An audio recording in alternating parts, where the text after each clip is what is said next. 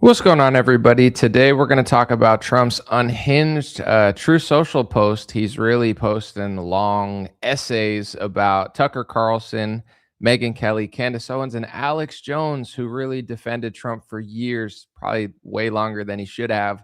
And it's a pretty wild post. Trump even says he thinks that Brigitte Macron is more beautiful than Candace Owens, which we definitely have to analytically discuss. And then we're going to talk about Melania Trump completely undermines what Donald has been saying, which is the Epstein was a non-factor. Stop talking about him. Let's move on. Melania brings it back up in a press conference and said that he didn't act alone and that Congress really needs to do their part. So really fascinating stuff yesterday. I was going to take the day off, but I can't. I'm about to sneeze, so I gotta just play the intro before I sneeze because that's unprofessional. I can't do it. Dreamer podcast starts now. No sneezing, or else it's like North Korea. You know what I'm saying? Kim Jong-un just throws you in a pit of fire. It's the Dream Rare Podcast. Welcome to the show. The way to get the news at the desk or on the road. Let's go. God is great and success in our control. The world is crazy, but we get better from obstacles. Yeah. What's going on, everybody? And I don't even know if they really do that in North Korea. It's probably all propaganda, you know? It's like everybody America hates. They're like, you know, those clean countries, they're all dictators. Like I used to believe it, but now at this point, I've seen enough where it's like maybe that's not even true. Or maybe it is. I don't know.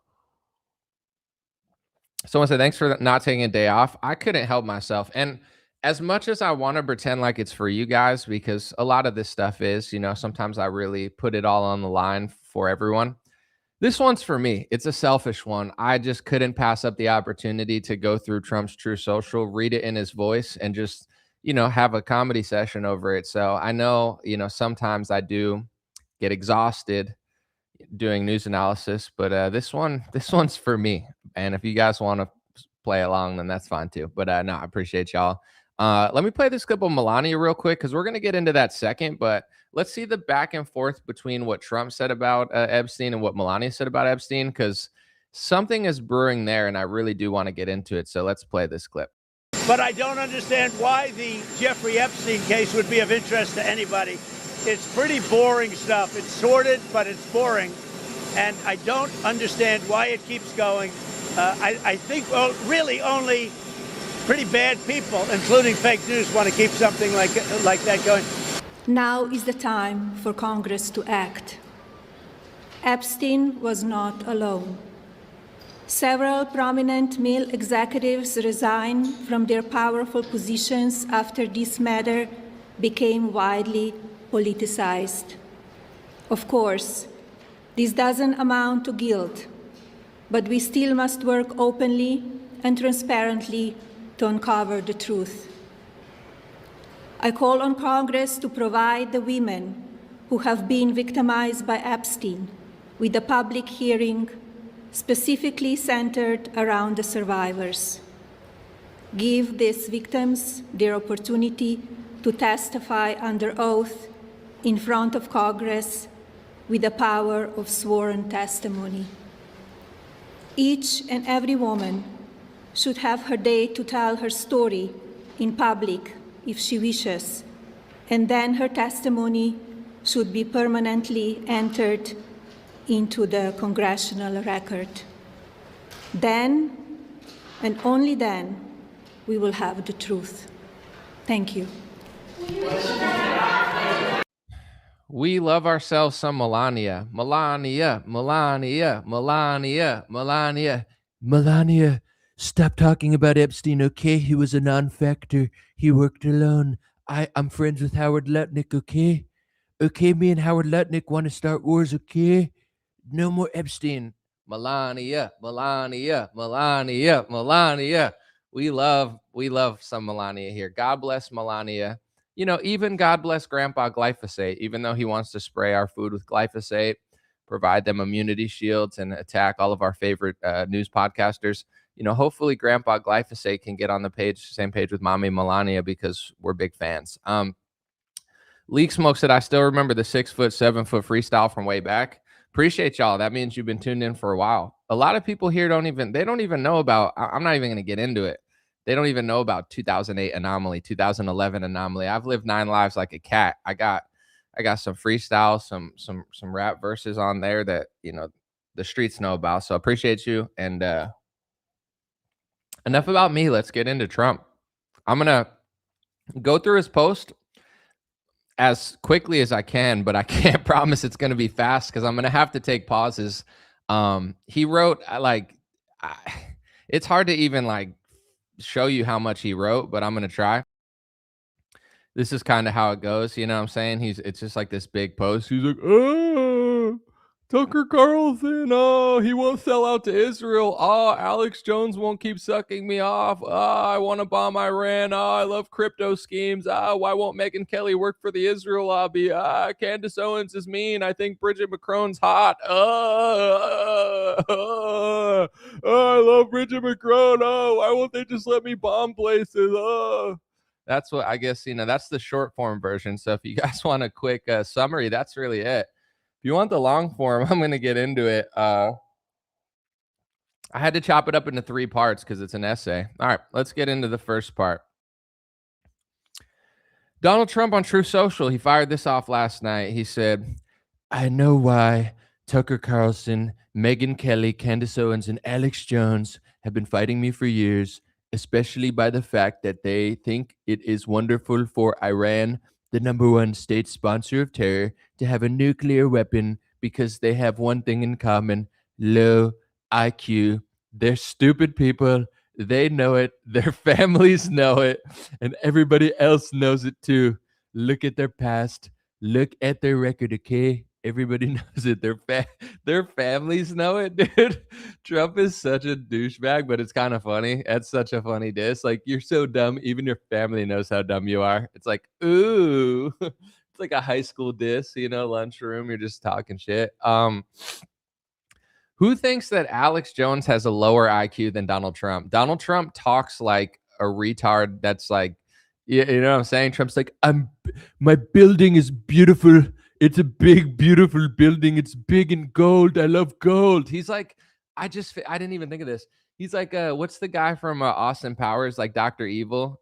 It's like Dr. Evil, meets, shout out to Owen Benjamin. He always said that he sounded like Zoolander. He's like Zoolander meets Dr. Evil meets like, Mr. Krabs, money, money, money. It's like, he's like this caricature of a guy who can't even like speak properly because it's like money, gold, Israel, money, gold. And then Alex Jones could like rant for 5 hours straight and tell you like a historical piece. I don't know. I'm pretty sure Alex Jones probably has a higher IQ than Donald Trump, but I don't know who's counting. Let's get back into this Trump rant.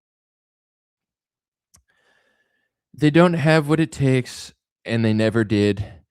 They've all been thrown off of television, lost their shows, and aren't even invited on TV because nobody cares about them. They're nut jobs, troublemakers, and will say anything necessary for some free and cheap publicity. Now they think they could get some clicks because they have third-rate podcasts, but nobody's talking about them. Okay. So he says they don't have what it takes to be on television. Let's just be honest. Tucker Carlson had the #1 show on television. He absolutely had what it took to be on television. He was literally the biggest news show, maybe the biggest show in all of television, live TV. And then he got kicked off because Fox News decided to frame him, or I don't even know if I'd call it framing, but they were under some pressure, and I guess they decided to get rid of Tucker Carlson. They could tell you why they got rid of him. They didn't get rid of him because he couldn't cut it on TV. He was literally better than everybody, and the ratings proved it. So Tucker had what it took to be on TV, still has what it takes to be on TV. They just won't let him on because Trump doesn't understand people that don't just suck off people for donor money and Israeli money. It's like he can't fathom a man who has a lot of money who's like, you know what? I'd rather tell the truth than be on Fox News. I'd rather start a podcast and be a top 10 podcast than sit on television for retard boomers like Donald Trump who still think television matters. Like, nobody watches television anymore. It's completely irrelevant. Like, it has no cultural significance for anybody under 65. And then Trump's diss doesn't even make sense. Tucker not only does have what it takes to be on television, but he's proved that. And nothing about his ratings or his, ability is why he got kicked off Fox News. He got kicked off Fox News for the same reason that people used to hate Trump, which was he was too honest to get actual favorable news coverage from Murdoch and corporate media. Move to Candace Owens. Candace, regardless of what you think about her or what your opinion is, she definitely has what it takes to be on television. You don't think Candace Owens could be on TV? They loved Candace Owens on TV. They loved her on Fox News. They loved putting her on the corporate networks until she decided to question Israel. And then, they don't want her on television anymore because basically at this point, most of corporate television is just like a Israeli Zionist funnel to brainwash people into thinking that they are attached at the hip with a country that they shouldn't be. So it's like, is Candace on television? No. Is she on TV? Is she not on TV because she's so crazy? I mean, she could easily just shut up and be on television. She would probably have the #1 show on TV. She's way smarter than, Polly Wants a Cracker, Maria Bartiromo, who squawks so loud my eardrums hurt. Or, say like, who's the best woman on Fox? Laura Ingraham. Laura's great, right? She's a good news host. I would say she's solid. Candace can do what she does. She could probably do it better. So Candace has what it takes to be on TV. Alex Jones, I mean, one of my favorite television segments of all time is Alex Jones debating Piers Morgan on gun control. If you've never seen that, take 7 minutes. You know what I'm saying? Grab a coffee, a water, whatever you like to drink, and watch that. It's one of the best television segments of all time. Alex Jones embarrasses Piers Morgan on CNN.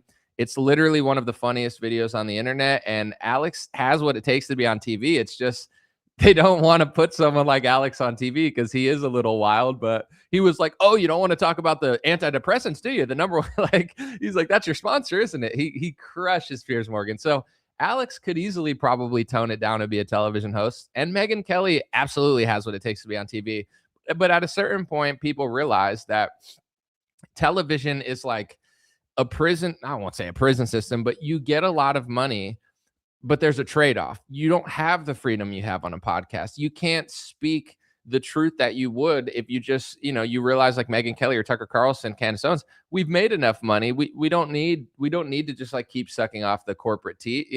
We can cash out and do a podcast. So I would say, I don't know each one of them, like why they decided to do what they did, but I think for a few of them, like Tucker and Megyn Kelly, et cetera, it's a strategic decision. It's like, we've already made money. Now we can make money being more honest. Like, what's the point of working for Fox News? So Trump trying to say that none of them have what it takes to be on TV, it's not true. It's just an old grandpa glyphosate, the Israeli donor funnel, who just can't fathom somebody who actually has a soul. Like, Trump is this movie character where he'll do anything for worldly power. He'll do anything for money. He'll do anything to be in the club of billionaires and elites and the Bill Gates and the Mary Madelsons. And he like just doesn't even understand what it's like for someone to walk away from that in order to be more honest. Let alone does he not understand, not only did they walk away for something, but I believe most of them made strategic decisions. It's not like they walked away and sacrificed everything.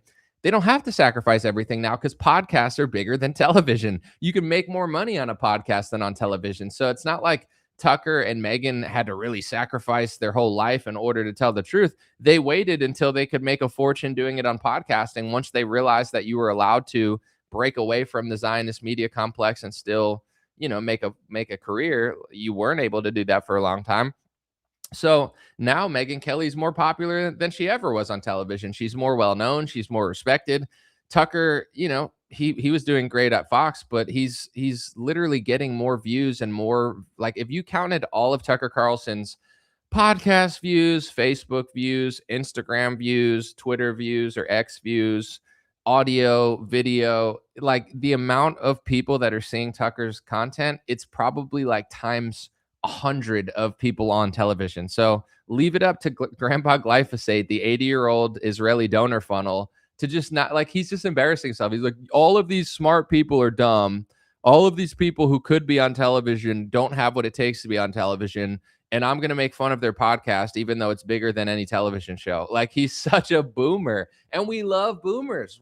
I'm like one of the biggest boomer fans. I even have a shirt at dreamrare.com that says I love boomers. Would I sell a shirt that said I love boomers if I don't? Obviously not. Check it out. But we love boomers here. But Trump is like the ultimate Bowser boomer boss. He's the final boomer. You know what I'm saying? Glenn Beck is like level 1 boomer. And he's easy to beat because in Mario, you just have to stand there for 5 minutes. You don't even have to fight Glenn Beck. You just have to stand there and then Glenn Beck just starts crying. You know what I'm saying? He's like, I want to live in Israel. I love the moon landing. He just cries, and then you beat level 1. Trump is the final boomer boss. Glenn Beck's easy. Trump is he's like Bowser. He's got the shell. He's got the horns. He's got all the donor money. He's got Lindsey Graham and Mark Levin and the Rothschilds on his side now. So it's not easy, but let's get into part 2 of this unhinged, True Social post. Trump said, and their views are the opposite of MAGA, or I wouldn't have won the presidential election in a landslide. MAGA agrees with me and just gave CNN a 100% approval rating of Trump, not hand-flailing fools like Tucker Carlson, who couldn't even finish college. He was a broken man when he got fired from Fox, and he's never been the same. Perhaps he should see a good psychiatrist. All right, so this is like the funniest part. Well, it's really not that funny, but Trump keeps citing the CNN poll, which was actually created by NBC, and CNN just covered it. So Trump, for 8 years now, he says polls are fake, CNN is fake news, NBC is fake news. I don't think there's a news network that Trump hates more than CNN and probably NBC, maybe New York Times and stuff. But, Trump doesn't believe anything they say. He hates them. Yet when they make the dumbest poll ever, they say, well, who knows how many people they polled? 80, 800, 1,000. They never really poll. At any poll that I've seen, they poll like under 2,000 people at most. Sometimes it's like 860. I haven't seen this poll, but they poll a bunch of people and they say, do you consider yourself a MAGA Republican? And whoever they called was like, yeah, or whoever. And then it's like, do you like Trump? Yeah. So whoever they polled, they said 100% of MAGA likes Trump, which first of all is not even true, but depending how you frame a question, it's like, are you a Braves fan who loves the Atlanta Braves? Yes. Okay, do you love the Braves? Yes. Wow, 100% of it. Like, there's other questions you could be asking, like, does Trump still have the coalition that won him the House, the Senate, the presidency, the popular vote? Has he lost millions of people? I know just in my personal circle of like 10 people who voted for him who can't stand him now. But, of course, there's still super fans. But Trump, like the dynamic of him just citing the CNN poll, just saying, I'm 100% popular. He belongs in a loony bin. It's like he's like in a straitjacket and he's like, I'm 100% popular. Everybody likes me. And it's like, that's not true, Grandpa Glyphosate. It's Tucker Carlson who's crazy. He's a broken man. He couldn't finish college. It's like, what did Trump do? I mean, he went to like Wharton Business School or something with daddy's money and then dressed up like like an army person. He went to some like fake military school where he never actually served in the military. It's like, cool, bro. You took daddy's money and went to, school and then, worked with Zionists in New York City and make sure, you figured out how to take loans and do business with them and then eventually prioritize them over your own country and constitution. Wow, what a good boy you are. And now you want to give glyphosate executive orders for immunity shields, like so you could just destroy the food supply for your kids and your grandkids. What a special boy you are. He's complimenting Palantir on True Social today. He's like, Palantir's so good at war. Well, hopefully they never turn on us then, because hopefully Palestine and Lebanon isn't just a test run, because they did this with the pharmaceuticals, and I'm not trying to scare people, but they did a bunch of pharmaceutical experiments in Africa, which, everyone just assumes, oh, they're helping the kids there with the oral vaccines and this and that. And it's like, all right, you could think that. But eventually all the pharmaceutical experiments, they went worldwide. And I'm not saying it was the exact same products, but they did it kind of covertly in poor countries that don't have good media press to explain what they're doing there. And then they locked America down and told you needed synthetic mRNA. So let's just hope the same formula doesn't happen to Palantir. And, they destroyed Palestine. They basically just ethnically cleansed the people there, blew up all their infrastructure, and are just terrorizing them. And now they're doing it to Lebanon. But I'm sure they'll stop after Lebanon, right? They won't keep expanding. But anyway, let's get back to the Trump True Social. He said, or Megyn Kelly, who nastily asked me a question about famous only Rosie O'Donnell question, or crazy Candace Owens, who accuses the highly respected First Lady of France of being a man when she is not, and will hopefully win lots of money in an ongoing lawsuit. Actually, to me, the First Lady of France is far more beautiful than Candace. In fact, it's not even close. Okay. Let's slow down here now, Grandpa Glyphosate. Has he been hanging out with Lindsey Graham so much that now he's just like telling the world that he thinks Brigitte Macron is beautiful? This is why you can't hang out with Lindsey Graham. First of all, Lindsey Graham is a childless war-osexual. He gets turned on by war and blowing up people, which is disgusting. But and in his free time, I guess he hangs out at Disney with like a little fairy wand. He's like, "Hey, I'm in Disney." It's like go back to North Carolina. You never even talk about them. You're always in Israel and Tel Aviv. But anyway, it's like first you start hanging out with Lindsey Graham, and then he's on Air Force One. And then all of a sudden you're like best friends with Mark Levin, and that's all you do is post. And then you start Bibi Netanyahu's war with Iran that he's been trying to leverage the United States to do for 30 years. And then the next thing you know, you're on True Social at like 8 p.m. just firing off posts saying, I think Brigitte Macron is better looking than Candace Owens. You know, there's a slippery slope to everything. It's the same thing with like homosexuality and sodomy. You know, it starts with this and that.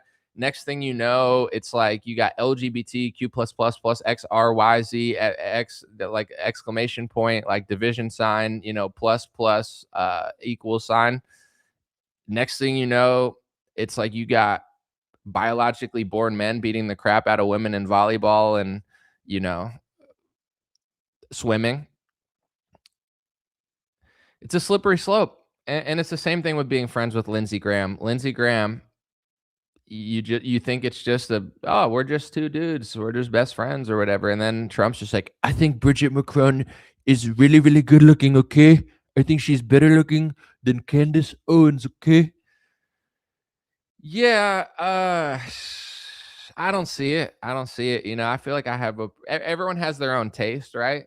Some people are not, you know, they like to stick to their own race, or, you know, they're only into like certain types of chicks. They're like, yo, I only like white and Latina chicks. And, you know, maybe Candace Owens is too black for them or something. Everyone has their own taste. And I'm not saying it's racist. You're allowed to like whatever woman you want. But it's hard for me, even as most of me, I'm mostly Caucasian. I'm a mostly Caucasoid European. It's hard for me to justify you saying you think Brigitte Macron's hotter than Candace Owens. I don't see it. I'd have to go the other way. But, you know, I respect somebody that's dedicated to his race so much that he's willing to overlook some other characteristics about Brigitte Macron that he's just like, I think she's really hotter. It's not even close. It's not even close. If it's not even close, it's the other way around. It's not like Brigitte is a 10, Candace is a 1. It's like, you're losing us, Don. You're losing us. But Lindsey Graham probably agrees. Lindsey's like, I think so too. I think I like women now. I think I like Brigitte. Yeah, is that what it took? One trip to Disneyland and then one photo of Brigitte Macron, and now all of a sudden Lindsey thinks he swings both ways. And by swing both ways, I'm talking baseball. Okay, you know, I heard he's a switch hitter. I don't know. I like at first I just saw him bashing Candace Owens and Alex Jones and everything. And I was like, oh my gosh, Trump is such a goofball. And you know, it's so long. I didn't feel like reading the whole thing because like, why would I? But then later in the day, I started reading more of it. And I'm like, wait, he's like complimenting Brigitte Macron. She's really, really good looking. Okay. She's beautiful to me. I don't know. I think Melania is beautiful, but, you know, at the same time, I respect a man who's willing to defend another man's wife or something like that. I don't know. And speaking of Macron, I feel like he's less of a puppet somehow than Donald Trump. Like Macron is like, hey, Israel's like blowing up civilians in Lebanon, which is true. And Trump won't even say that. So it's like, is Trump such a globalist Rothschild type puppet that even Macron is like more free to call out Israel? That's really sad, you know, unfortunate for our country. But anyway, let's get back to the True Social. Trump continues after he said he thinks Brigitte's hotter than Candace. We don't see it, but that's okay.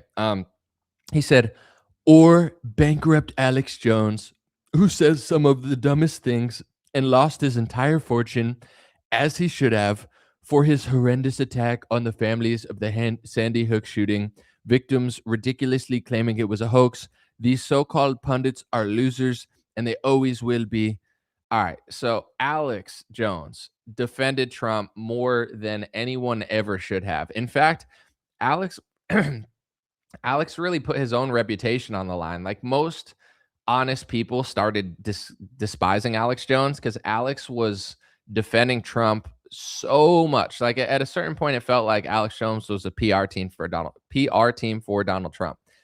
Alex Jones endorsed Donald Trump in 2016 and probably even 2015 when nobody did.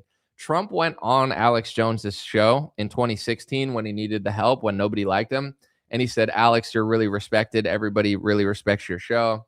Alex Jones was censored and banned off of social media during Trump's first term.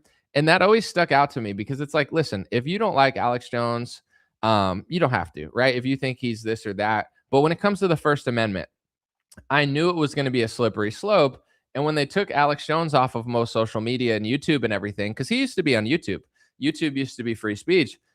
Where was Donald Trump? Donald Trump didn't do anything for Alex Jones. So I was like, it showed me his character early on. Although I knew Trump was facing a lot, it's like, where is free speech Donald Trump standing up for the people that he went on their radio show in order to get elected? So I think Trump's early true color started to show where he wants to siphon all of your energy, all of your support. He wants to use Alex Jones's platform to get elected in 2016.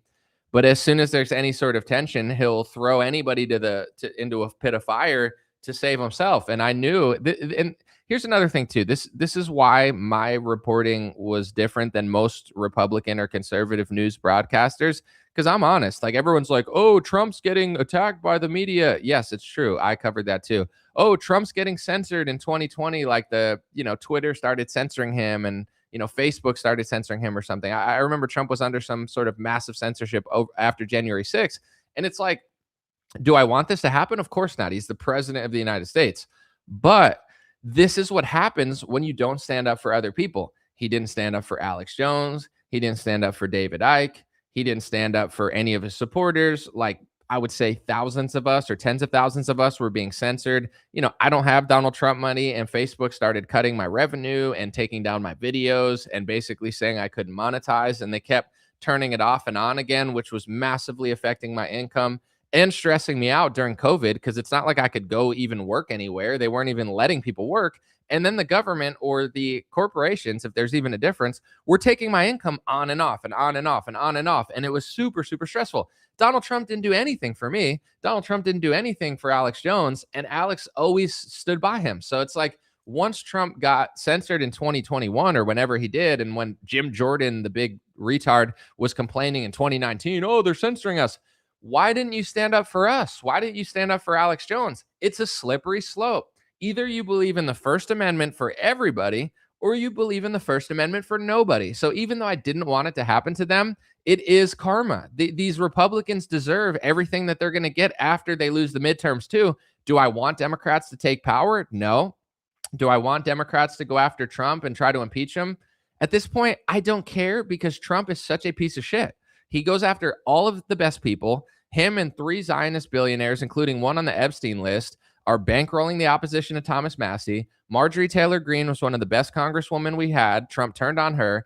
Tucker Carlson is clearly the best mainstream media / podcast journalist we have left. Trump turned on him. Alex Jones sucked up to Trump for years at the expense of his own life, his own livelihood, his own career. Absolutely, the reason the media went after him is because he was supporting Trump over Democrats and establishment Republicans.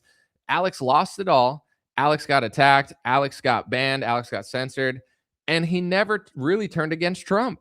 So much so that I started disliking Alex Jones. I was like, Alex, and I have Alex's son Rex on my show all the time. I love Rex. And to be honest, I love Alex too. And I want to love Donald Trump. I'll extend my love to everybody. But right now he seems possessed.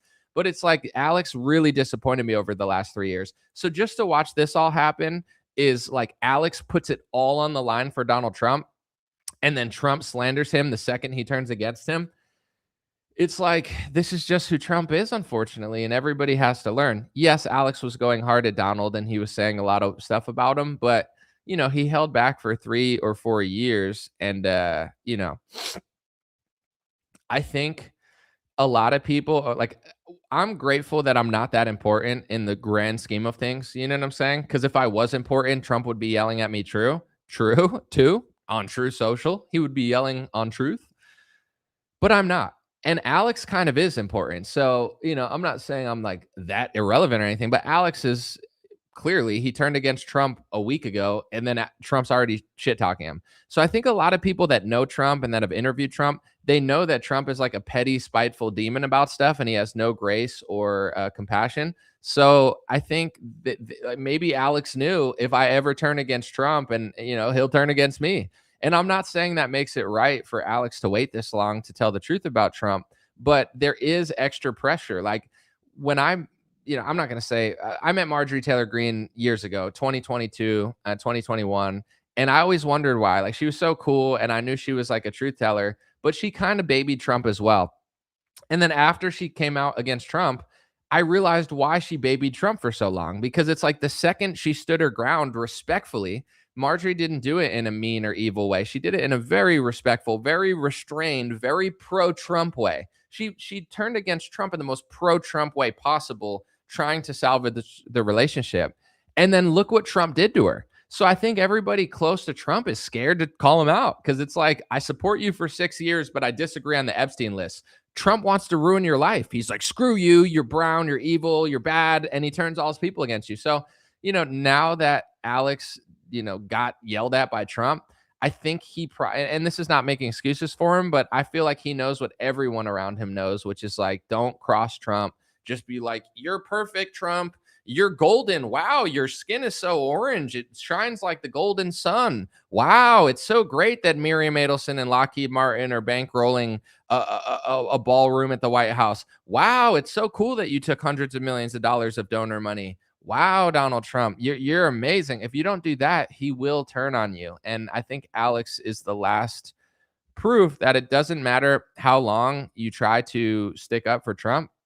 He has zero loyalty to you. So, thank you, Alex, for being honest about this. And I think it really ruined Alex's reputation over the last 3 years. Like, his reputation has been, it's not that it's like, oh, it's in the gutter. He's a legend. It's like, he's like a Hall of Famer when it comes to like conspiracy radio. But he was personally and brand wise sacrificing it to defend Trump. And then Trump treats him like this. No grace, no honor. Come back to the bright side, Alex. We miss you. We love when you called out the globalists and the deep state and the donors.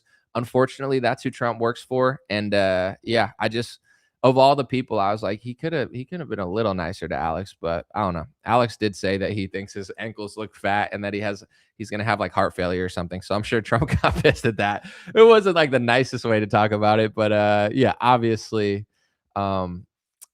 It's what's going on. So let's get back to it. These so-called pundits are losers, and they will always be. Now fake news CNN and failing New York Times and all of these other radical left-wing news organizations are hailing them and giving them positive press for the first time in their lives. All right, this is like too hypocritical and to not point out. So he says that now CNN's giving them positive rating for the first time, and they're losers in fake news. Yet Trump earlier in the post pointed out that CNN has a poll that says he's 100% popular. So CNN's giving Trump favorable coverage with this fake poll that they're trying to just flatter him, because everybody knows Trump is such a retard. You just have to flatter him. He admitted the other day, he was like, even if you're evil and bad and you flatter me, I'll defend you. I defend people who like me. It's like, wow, congratulations, retard. That sounds, it's like the devil just has to come up to Trump and be like, hey, Trump, who are you? I'm the devil. I'm Satan. Satan, you're really bad. I heard you're really bad in that book I never read or whatever, the Bible or whatever. Yeah, but here's donor money for your golden ballroom. Oh, wow. Thank you, Satan. I love you now. I will defend you. Like, that's what a retard Trump is. But anyway, it's like he's getting favorable coverage from CNN. He uses the favorable coverage from CNN in the post, and then he falsely claims that Alex Jones is getting favorable coverage from CNN. Alex Jones never gets favorable. Trump gets more favorable coverage from CNN than Alex Jones does. When has CNN ever given Candace Owens positive coverage? I don't think CNN has ever given Tucker Carlson positive coverage. So it's like he's just lying. Like, listen, there are certain left-wing outlets that are anti-Zionist or maybe like critical of Israel, I don't know what you'd call them, that are now giving Tucker Carlson and Megyn Kelly and Candace Owens more favorable coverage than they used to. Like, that is true. But CNN, CNN has people like Jake Tapper and Wolf Blitzer, I think, who used to be like an AIPAC lobbyist to some extent. When have they given, like, you think CNN's like Alex Jones is really great? It's like, that's never happened. So I don't know. Maybe I'm missing something, but it's like he's getting favorable coverage. He's using the favorable coverage in this post and then inverting reality. I think he's hanging out with like his Israeli Zionist handlers too much, because now he just like inverts reality and accuses everybody of what he's doing. I think it's really starting to rub off on him, their, tactics. But he said, they're not MAGA, they're losers, just trying to latch on to MAGA. As president, I could get them on my side anytime I want to, but when they call, I don't return their calls because I'm too busy on world and country affairs. And a few times they go nasty, just like Marjorie Trader Brown. But I no longer care about that stuff. I only care about doing what's right for our country. MAGA is about winning, and strength is not allowing Iran to have nuclear weapons. MAGA is about making America great again, okay? And about these people have no idea how to do that, but I do, because the United States is now the hottest country anywhere in the world. President Donald J. Zoolander, we're the hottest. Nobody's hotter than us. We're hot, hot, hot, hot, hot. Like that song, feeling hot, hot, hot. That's America. We're so hot. Oh yeah, Donald Trump. I heard Alex say, because I listened to his response, and he said, Trump rode in on the wave that we created. And this is a conversation that true America First patriots need to have. Is Donald Trump a legend? Absolutely. Did Donald Trump revolutionize politics in some way when he went on stage and said, I'd never take their donor money, I'm not a sellout and all that stuff? Absolutely. He definitely did. And Trump deserves credit for what he has done. Like, he is an interesting guy. He definitely has done a lot of stuff, but people need to remember as well, there was Ron Paul. There was the Tea Party movement. There were people like Alex Jones and others that were questioning the two-party establishment. So just as much as Trump is a trailblazer, just like Alex just said, he's also a wave rider. He rode in on a wave that other people created and then crashed it into the ground and then started attacking everybody else. So, when I talk to people who like Trump that I respect and that are smart, I'll be like, what do you really like about him? What has he really done? We all agree he's closed the border, right? That's the one thing he has done.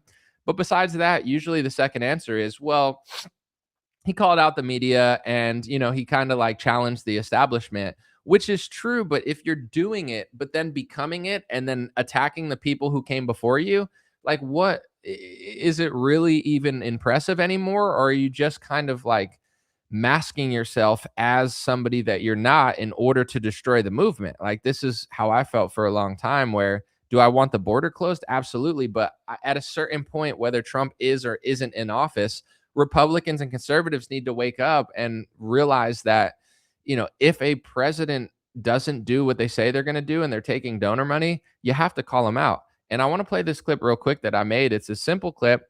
And before Trump took office, he said, I'll never take lobbyist and donor money, because he understood lobbyists and donors would give him money in exchange for favors. That Trump is long gone. Trump is one of the biggest sellouts in modern history. He took 3 over $100 million donations from 3 different billionaires. No one's even taken one. Yes, Joe Biden's a sellout. Kamala Harris is a dingbat and a sellout. Hillary Clinton, they all take money. This is not exclusive to Donald Trump. But what I'm saying is, people still think Trump is the least sold out person that never takes donor money, when in reality, he's broken records for most money taken from inauguration donations, which is from corporations after you win the election so they can leverage and lobby you. And no one's taken as much money from billionaires as he has, 3 over $100 million donations. Take a listen. Because I don't need anybody's money. It's nice. I don't need anybody's money. I'm using my own money. I'm not using the lobbyists. I'm not using donors. I don't care. Miriam gave my campaign, indirectly and directly, $250 million. She was number one. And we'll get into other ways that they control politicians, but I like to keep it simple, and I like to say what I can prove rather than speculate, because we're in the age of information. We're in the age of the internet and artificial intelligence that could scan every historical document. So there's really no reason to speculate that much like, oh, what could be this, that. Sure, right? We all like to have fun. We all like a mystery, but there's never been more information. So I don't even need to say what I'm going to say later and speculate. You could just look at the amount of money Donald Trump took. When he took $0 from lobbyists, he could say whatever he wanted. When he took $250 million from one lady who makes him or wants him to do things for Israel, he's not free anymore. He's a slave to the money. That's what happens. If I took $250 million from Pfizer or Lockheed Martin or Palantir, do you know how much $250 million buys you? Think about how much money that is. If I took that money from any company, I'd be working for them for the rest of my life to, make up for that value. So with Trump, it's pretty simple. Like, he's not the guy he used to be. He sold out. It's a bait and switch, and he's hoping that people won't call him out. First, he's very likable and charming, so nobody calls him out. But as soon as his likability and charm starts fading, he starts using, like war tactics, essentially, where he's like, do you want to end up like Alex Jones? Do you want me to true social about you? Every single person around him that's actually friends with him and important enough to get yelled at on True Social knows now, I can't question Donald Trump. If I want to get invited to Mar-a-Lago, if I want to work in Republican politics right now, if I want to not get slandered and lose my connections, I can't go that route of what he did. So, I think that post was just super goofy and ridiculous. However, he's entitled to his First Amendment as well. I just can't possibly feel more disconnected to Donald Trump at this point. I want to talk about Tucker Carlson's response because Tucker Carlson has a very interesting response, but I think I'm going to go back and forth real quick, do that second. And I'm going to play that clip of Melania and Trump because she's really contradicting Trump. He told people to stop talking about Epstein, but then I think Melania got wind that the Daily Beast was writing an article about her, like connecting her to Epstein. So she came out, and Trump claimed that he didn't know what her press conference was about. Like he didn't know that she was going to talk about Epstein, and he hung up on the reporter and was like, she has nothing to do with Epstein. But, Trump says it's over. Stop talking about it. So like it's only the left and the Democrat hoax who wants to talk about this stuff, and Thomas Massie. And Melania is basically agreeing with Thomas Massie, where she's saying he didn't act alone.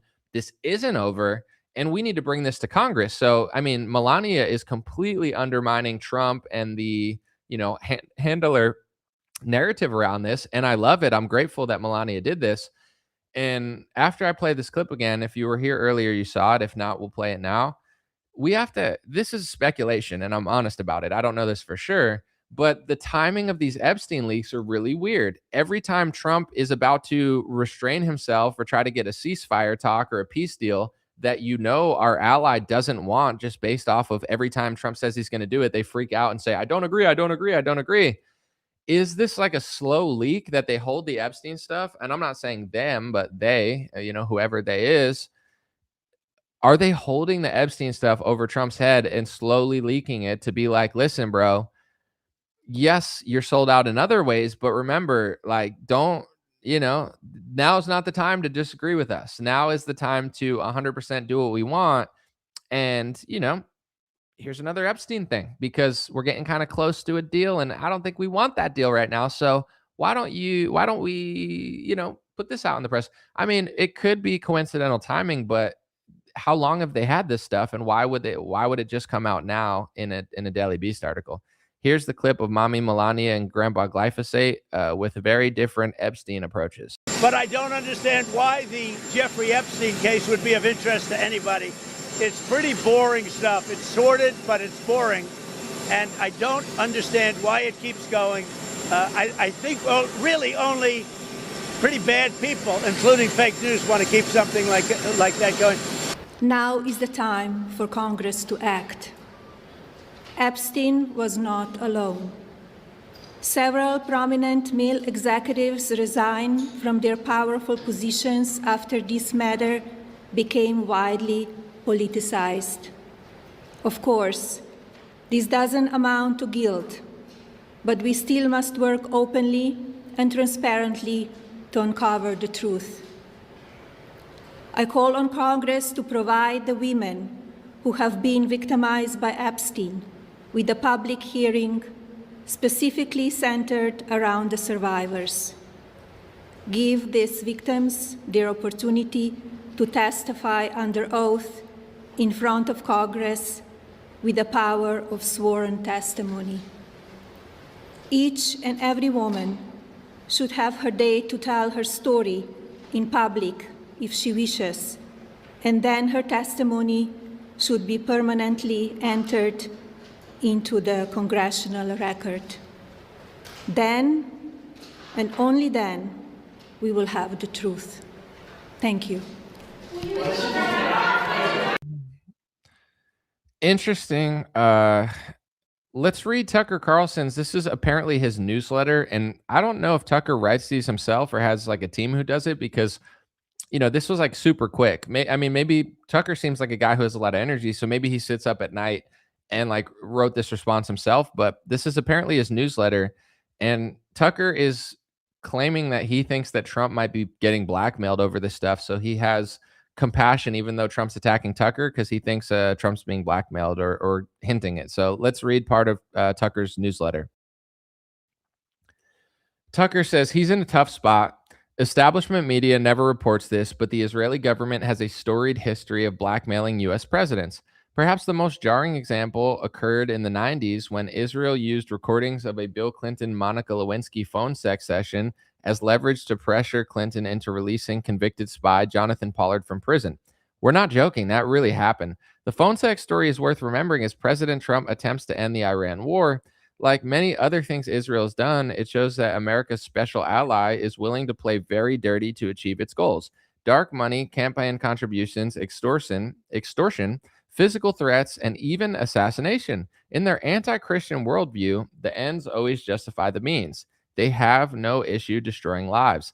Israel's current top priority is making sure Operation Epic Fury does not stop. They know the U.S. fighting their war for them is the best chance at expanding their borders and becoming a global superpower, and a peace deal would foil their plot. Based on the country's past, its leaders are doubtlessly willing to push as hard as necessary to ensure the bloodshed continues. That could mean Clinton-style blackmail against Trump or something far more morbid. So this is Tucker's allegedly newsletter. I've seen this going viral on Twitter. I definitely don't subscribe to Tucker's newsletter, so that's why I say allegedly. I'm pretty sure it is based on who's reporting it, but let's look at what he said, because it sounds shocking to most, because everybody's like, haha, Bill Clinton, Monica Lewinsky, yeah, we've all heard it, but you didn't hear the angle of it that Tucker said.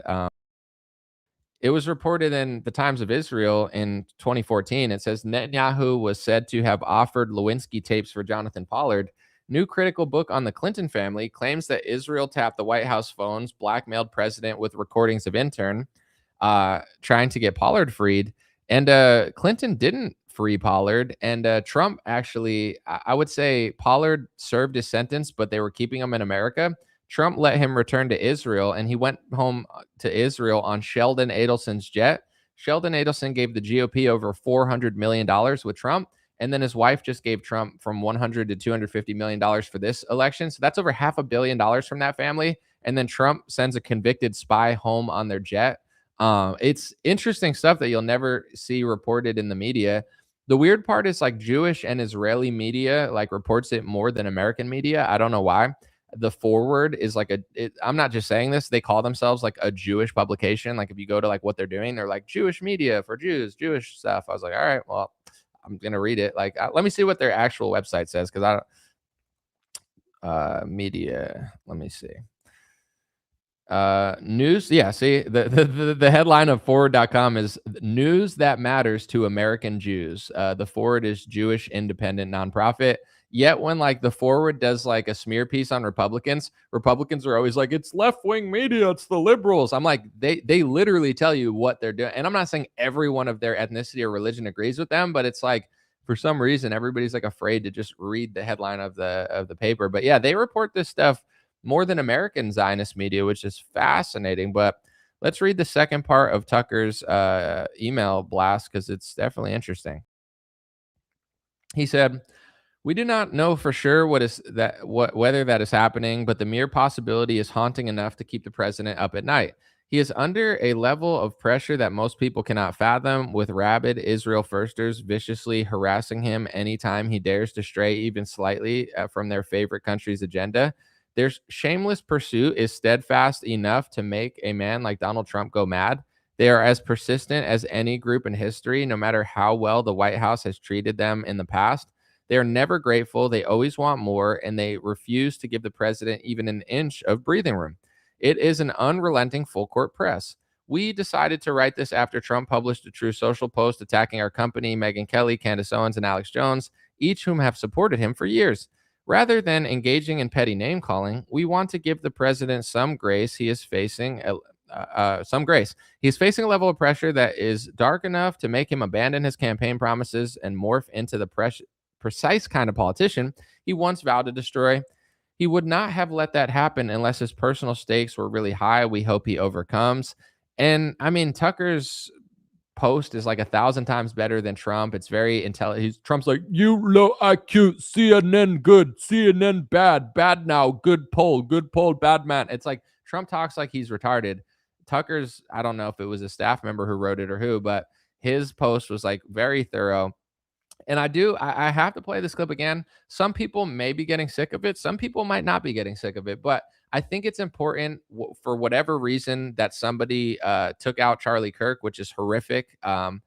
His message deserves to be heard, not silenced. And when you do that to somebody in this country, I'm more inspired than ever to just keep playing it on loop to provide not just a memory of Charlie Kirk, but a memory of what he went through despite being pro-Israel, despite liking Donald Trump, despite doing Hasbara. Just like Tucker kind of said, the pressure is more immense than people can realize. And they really pressured their inside people more than their outside people. Do they hate people that they don't control? Absolutely. I feel like they hate everybody who tells the truth. They hate the best Americans. They hate the most honest journalists. Yes, of course. But what they really seem to hate the most is people on their inside circle who try to decide, like a Trump or a Charlie Kirk, who say, you know what, I'm tired of being like a 100% puppet. I just want to be like a 90% puppet. Is that okay? And then they just call you an anti-Semite and put pressure on you. So let's play this in memory of Charlie Kirk, rest in peace, who, despite being one of the most ardent pro-Israel Zionists, still got smeared as an anti-Semite because he was hosting Tucker Carlson, hosting Dave Smith, and saying, you know what? At the end of the day, I'm American, not Israeli. And if you guys want to bully me, he said he was going to leave the pro-Israel cause. And then he got assassinated. His text message said, I'm getting tired of being bullied by Jewish donors, essentially. And I think it's time for me to leave the cause. And then Charlie left Earth, and I'm not saying those things are related because I don't know that, but that's the reality of the actual timeline that happened. And just like Trump is under pressure, I think Charlie was admitting and telling the public how much pressure he was under. And you could tell he was extraordinarily flustered by it. So let me ask a question. If we were to remove, like if people said what Tucker said is anti-Semitic, I don't hold that view. But it's like a lot of people on Twitter are like calling us out and like, whatever. That's not going to happen. But if we were to cancel Tucker, would anti-Semitism increase or decrease? I think increase, because that means any supporter of Tucker Carlson's statement therefore makes them anti-Semites. Exactly. Association. Mm-hmm. But I got text about you, Megyn, saying, why is Megyn like doing the bidding of Hamas? I was like, what are you talking about? Megyn's the best. Like, what? Like, she's amazing. And I said, why are you texting me about Megyn? And I at that point, and so this is what they don't understand. You and I, Megyn, and Tucker is in the same category, and they've tried to go after Tucker. Yeah. Is that and the more you attack our moral character, the more we're going to double down in a direction, because 100%. Screw you, I don't do it that way, okay? And I will say this, the behavior by a lot, both privately and publicly, are pushing people like you and me away. Not like we're going to be pro-Hamas, not like we're going to, but we're like, honestly, the way you are treating me is so repulsive. I have text messages, Megyn, calling me an anti-Semite. I am learning biblical Hebrew and writing a book on the Shabbat. I honor the Shabbat, literally the Jewish Sabbath. I visit Israel and fight for it. And there's another article out in the Times of Israel today. I could read it on air. I was just reading before I got on. Charlie, what are you doing? Like, what am I doing? I'm sorry. Like, let's just take a step back here. Like, I'm an American citizen. How is your relationship with Candace Owens nowadays? She's a great friend. You know, look, I don't agree with everything Candace says, but you know what I don't do? I don't stop being friends with people just because people morally blackmail me. I don't do that. So he felt like he was being morally blackmailed because he wasn't completely caving to Zionists, even though he caved pretty much every day, but just not enough for them. It's like Tucker said in his email blast, it's literally never enough. They just like can't stop. It's crazy. And what Megyn said, or what Charlie said about Megyn, he said, Megyn, I have text messages calling you Hamas, right? I want to explain to people, and I don't say this stuff lightly because it is a little bit frightening, but at a certain point you have to only be scared of God and not like the worldly things. So you just have to be brave. But you have to understand, Israel has killed hundreds of journalists, okay? Hundreds. They kill more journalists than any other country. They've killed more journalists than World War I and World War II combined. They kill journalists all the time. That's just what they do, okay? And when they kill journalists, even when it's mainstream media journalists, even when it's journalists who have nothing to do with terror organizations, they just call them terrorists. They're like, well, everybody's a terrorist. Everybody's Hamas. Everybody's Hezbollah. That's what they do. So if they're texting Charlie Kirk and calling Megyn Kelly Hamas, they're putting a hit out on Megyn Kelly. They're saying, we would be fine if somebody took out Megyn Kelly, because that's what they do. If they assassinate a journalist in Palestine who had nothing to do with Hamas or was just there to report, they say, oh, they were Hamas, so it's okay that we assassinated a journalist. So if they're calling Megyn Kelly that, that's why they're calling her that. They want that to happen to Megyn Kelly. So I'm very pro First Amendment, and I think people should be allowed to say what they want if it's First Amendment compliant. But I'm just being honest. This is just like an honest reporting. Sometimes people say, oh, if you're telling the truth, you're hurting me and putting me under threats and stuff. And it's like some people exaggerate about that. But when Megyn Kelly says it, she goes, I think that they're trying to threaten me and put, things out on me. She's 100% right?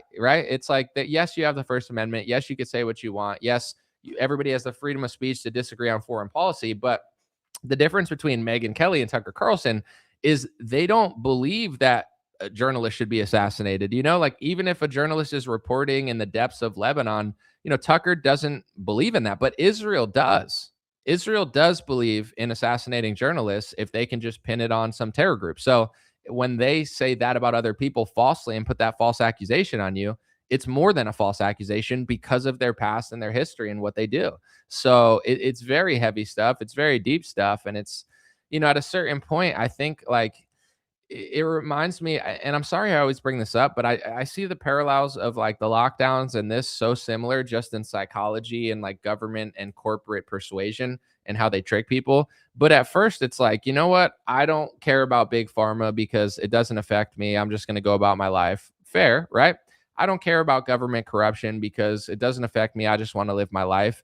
You should have the right to do that. I personally don't think everyone should care about politics. It's heavy stuff and everyone's not built for it. And the world would probably be a better place if most people were just good people and didn't think about politics. So I'm not one to say you have to care about politics, because you don't. And if it's not your thing, who cares? But and this is why, the same reason men should provide for women, and historically men did the heavy lifting in politics so women could do other stuff that they enjoyed more. But in general, when everybody ignores the reality of what's really happening and it's worse than people realize, eventually it builds so big that it's like a fire that just keeps spreading. You're going to have to pay attention to it because there's nowhere to look.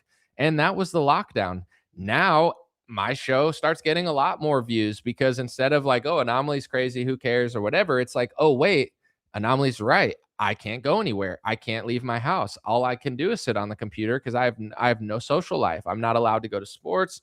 I'm not allowed to travel. I'm not allowed to see my family in a hospital. So then, it gets so real, you can't ignore it. And I think with war, it's very similar. At first, like, let's just talk about 50 years ago, because I don't even want to pretend like I'm even close to the first person to talk about this. But people talked about it in the 60s and 70s and 80s. I saw Barry Goldwater talk about it. I saw Richard Nixon talk about it. I mean, Martin Luther wrote a book about it, but in a different way. But it's like people have talked about it for a while. But in America, let's just say the Israel lobby and what Nixon and Trump called the Jewish lobby. I mean, you almost like can't say that because they'll say it's like anti-Semitism or whatever. But I just want to play this clip because Trump says it, so I'm just going to play him say it. My father would tell me the most powerful lobby that there is in this country is the Jewish lobby. It's the Israeli lobby.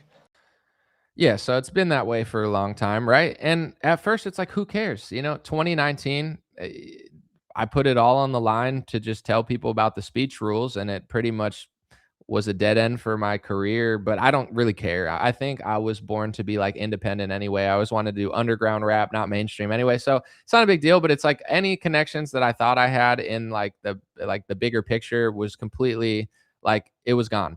But a lot of people were like, it doesn't affect me right now. So let me make money in mainstream corporate media or in Republican spaces because Anomaly's talking about these obscure speech laws. It doesn't actually matter, and it's not really affecting my life right now.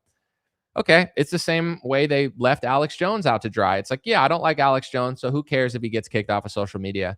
Yeah, but you'll care when you get kicked off of social media. So it always comes back to you, and that's the reality of the situation. So just like COVID, just like censorship, just like the lockdowns, it's the same thing with like the Israel lobby. It's like at a certain point, you're not going to be able to ignore it because they're just going to keep escalating further and further and further and further and dragging us into it. I know somebody just online, Zuby, he lives in Dubai. He tweeted out the other day, he said, today's the first day that I haven't seen a drone attack in Dubai, right? And I don't know, I've never been to Dubai, but I don't think they want their citizens to like record that stuff. Honestly, they probably don't even want Zuby to talk about it because he's got a big audience. But, I guess because of this war, now Dubai, which is an extraordinarily nice, beautiful, safe city, and it still is safe. It's not like it's unsafe right now because of the drone stuff, but now they have to live basically in a war area because of the war that broke out. And, now, unfortunately for them, they can't ignore it because their whole life has changed based on the war.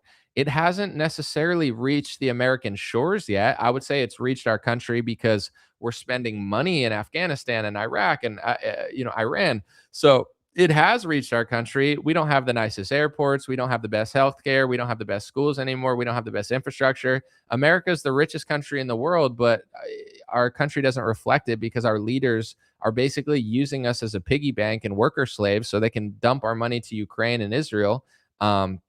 And you should look into how much Epstein was interested in some of these wars as well, if you want to. But, I think with Tucker and people like that, and even Charlie at the end of his life, the issue becomes too big to ignore. Like Charlie said on Patrick Bet-David's podcast, and trust me, Charlie had the most to lose from this because he was so tied into this establishment.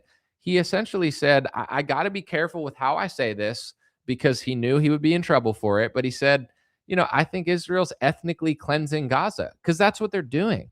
And it's hard for a lot of Republicans to process this because there's a lot of liberals who just lie about everything. And they say, oh, they're going after Mexicans and they're trying to ethnically cleanse people at the border. No, they're not. There's so many Hispanics in America. They're completely fine. Most of them love America. And the border being closed is not equivalent to like concentration camps. Like liberals lie so much that I think Republicans who believe Zionist media, they think that like everything's an exaggeration because a lot of things are. But when it comes to Israel, like it's not some left-wing talking point.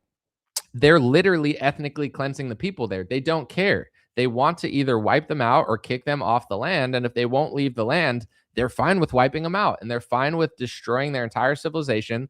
They're fine with blowing it all up into the ground. It's the same way when a construction company wants to build something new and they do a controlled demolition. They controlled demolition Palestine and ethnically cleansed it. They actually did that. And even Charlie Kirk started admitting it because yes, Charlie Kirk was pro-Israel. Yes, he was a Zionist. Yes, he did the Shabbat or whatever he said. He did the Jewish Sabbath, and he was that type of guy, and he wanted to play both sides. But I think he was a Christian, and I think he wasn't Jewish or Israeli, and he was an American. And at the end of the day, he was like, his morals were so strong that he was just like, yeah, that is what they're doing. They are ethnically cleansing the people there. And he was more outspoken than anybody, and now he's not here anymore.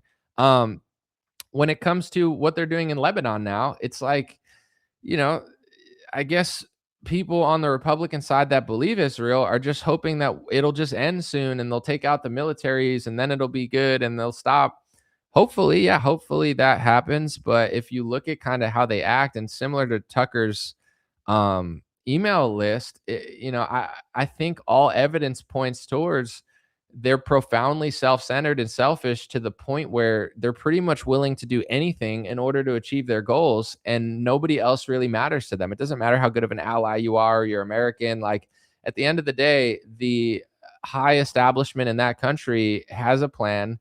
They're not willing to stop, and they're willing to do pretty much anything to anybody in order to achieve those goals. And in one way, you could say, if you're looking at it from like an ethnic or religious side, you could say that it's honorable to their people and they're very loyal to their own, but not to those that they're not a part of necessarily. So, I say all of that to kind of go in a circle to say this: the same way people couldn't, ignore big pharma and big government during lockdowns, the same way people had to acknowledge censorship once they got censored. It's kind of the same thing with the Israel lobby in America and just our relationship with Israel now in the Middle East. It's unignorable. So you're starting to see more and more people come out, because at a certain point, you could be a coward your whole life. Like, let's just say I was a different person, right? And all I cared about was money, power, and fame. And I had no opinions of my own. I was like, you know what? I'm not a leader. I'm a follower, and I'm willing to play the game in order to make money. I could have taken a lot of different routes in my life, but I probably could have had a different trajectory in my music career. I had label meetings. I don't know necessarily. I'm not going to lie and be like, I could have been Taylor Swift. Yeah, obviously I was not going to be Taylor Swift, but I don't know where it could have led if I cared about money and fame and these things. Because as soon as someone offered that with no value or soul or respect for me, I'd turn it down. I was always this type of person, even with no money in the bank. And same thing with conservative media. If all I cared about was money and connections, and I knew, hey, don't talk about Israel, don't question the speech laws, don't question the anti-boycott laws, just say they're your greatest ally and just ignore the fact that they're ethnically cleansing Palestine. There's a lot of money to be made in media because they're looking for people that are either have loyalty to Israel or people that don't care about, like, they're the type of people that will not speak out when they hear the truth. They're looking for egotistical, stupid, selfish, people that they're easily manipulated. And I would say, just historically, like back in the day, they had the best psychologists, because before cell phones and technology, like, they had hundreds of years to figure out how humans worked. And although there's certain people that are unique, there's certain people that are not unique. So whether it be German scientists or American scientists or Israeli scientists or Russian scientists, this is not exclusive to one country or another. But you best believe that they figured out exactly who is easily manipulated. And Yuri Bezmenov talks about this in his, if you've never heard Yuri Bezmenov's rant, it's amazing.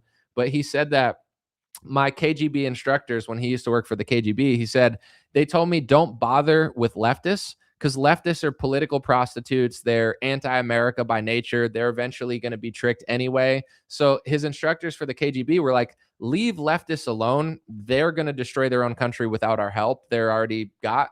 Get into conservative media circles and trick. And he would say, filthy rich, egotistical movie makers who can look in your eye and tell you, look in your eye with a smile and tell you a lie. So they understand psychology, right? With media, there's certain people that I look at on television, like a Sean Hannity. Is Sean Hannity stupid? I don't know. He doesn't sound that dumb. I mean, he's not the smartest person in the world, but he's not like an idiot, or else he couldn't talk for 30 minutes straight. But they're looking for Sean Hannitys. They're looking for Lindsey Grahams and Ted Cruz's. People that, once they're dedicated to their mission, the truth, logic, reason, pro-America, the Constitution, like, these things will not get in the way of their loyalty to the foreign nation that they seem to prioritize over America. If that weren't the case, when I bring up the speech rules that are being passed into America, they'd all agree with me. They'd be like, you know what? Yeah, we like Israel, but you're right. We shouldn't pass hate speech rules into America, right? It's simple. It's conservative. It's constitutional. Yet every Zionist who takes money from AIPAC or Jewish lobbyists, they all just play dumb. They say, oh, it's anti-Semitism. Oh, look at all the anti-Semites. Why won't they address it? Because they support it, because they're the ones trying to pass this legislation through Congress. And Trump seems to hire all of them. Mark Wayne Mullen tried to pass the Anti-Semitism Awareness Act. It got stopped by Rand Paul. And then Mark Wayne Mullen told Jewish Insider that Rand Paul killed the bill. He wanted to pass a bill that Charlie Kirk called flagrantly unconstitutional and Matt Walsh called one of the worst bills in modern history. You know how bad an anti-Semitism Israeli bill has to be to get Charlie Kirk and Matt Walsh, no offense, but at the time, two pretty moderate fence sitters on this topic, to come out against it? Like, that's how bad the bill was, but that's who Trump hires. But they know how to find people that are easily manipulated. And if going back to Trump's like little True Social thing too, he can't fathom somebody that doesn't just care about money and power. It's like, if my goal in life was, I want to be signed to a record label, I want to be famous, I want to be rich, I want to be on television, then a lot of us could have taken that path. But I can't speak for everybody. For me, it wasn't like fame and money. It was more like, I want to be great. Yeah, I want to make an income eventually, but I'm not willing to sacrifice what I believe in order to do it. And the people that are take those positions. And this is what our government and media seems to be filled with. And when you're, Murdoch Media or your CNN or NBC or Paramount, who owns everything now, it's like you could pick and choose who you want to work there. Oh, Tucker's, doing good work. Let's let him be the number one show. Oh, even though Tucker's making us the most money, now he's causing us problems by telling the truth. Let's just get rid of him. It's like they didn't even care that he was the biggest show on television because his truth outweighed his usefulness. It's not about ratings. It's not even about fame to them. It's about agenda. So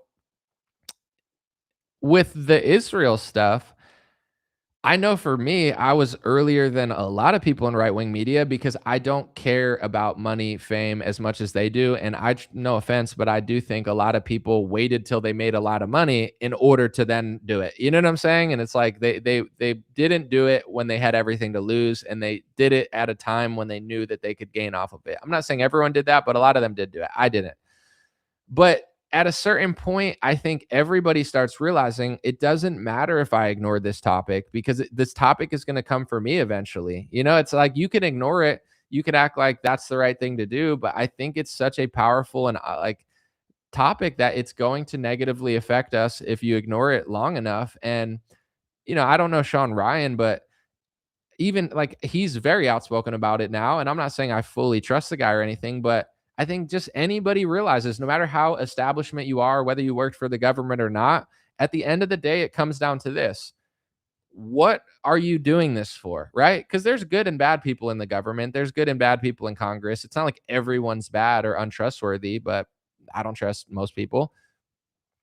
At the end of the day, it comes down to one question. Are you working for America or are you working for Israel? Are you prioritizing America or are you going to prioritize Israel? It's that simple. No one's asking you to hate that country. No one's asking you to not support that country or wish them well. But at the end of the day, there's going to be forks in the road where our interests and Israel's interests are different. That's the reality of politics. It's not going to align 100% of the time. And when our interests don't align with Israel's interests, do you choose America and Israel? And that's the divide right now. Whether you trust or like them or not, I'm not asking you to trust people who worked in our government or for the CIA like Sean Ryan or Tucker Carlson who worked at Fox News and CNN. I'm not asking you to trust them because, to be honest, trust is earned, not given.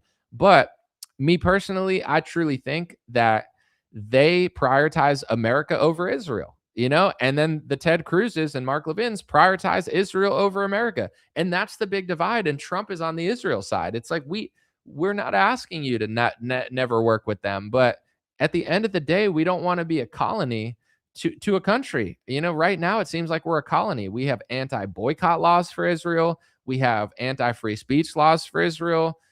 We have Israeli, don't question us as much as other democratic nations, definitions being passed into cities and states. It's not a matter of hating another country. It's a matter of you're prioritizing that country over the Constitution. I played this yesterday in my USS Liberty Survivor interview, but I want to play it again because Richard Nixon eloquently explains exactly what I'm explaining. And this is honestly probably why they took him out of office, because how could they have an American president that prioritizes America over Israel? That makes sure that'll never happen again. But Here's Nixon perfectly explaining it. It couldn't possibly be easier to understand. Let me explain something about what is called the Jewish lobby in this country. Their belief is that being for Israel first means that does not mean you're putting America second, because they think it goes together. An American president, however, has to approach it in a different way, in my opinion.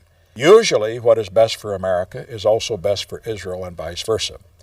But on occasions, for example, an American president must make a decision that does not, in effect, give the Israelis a blank check.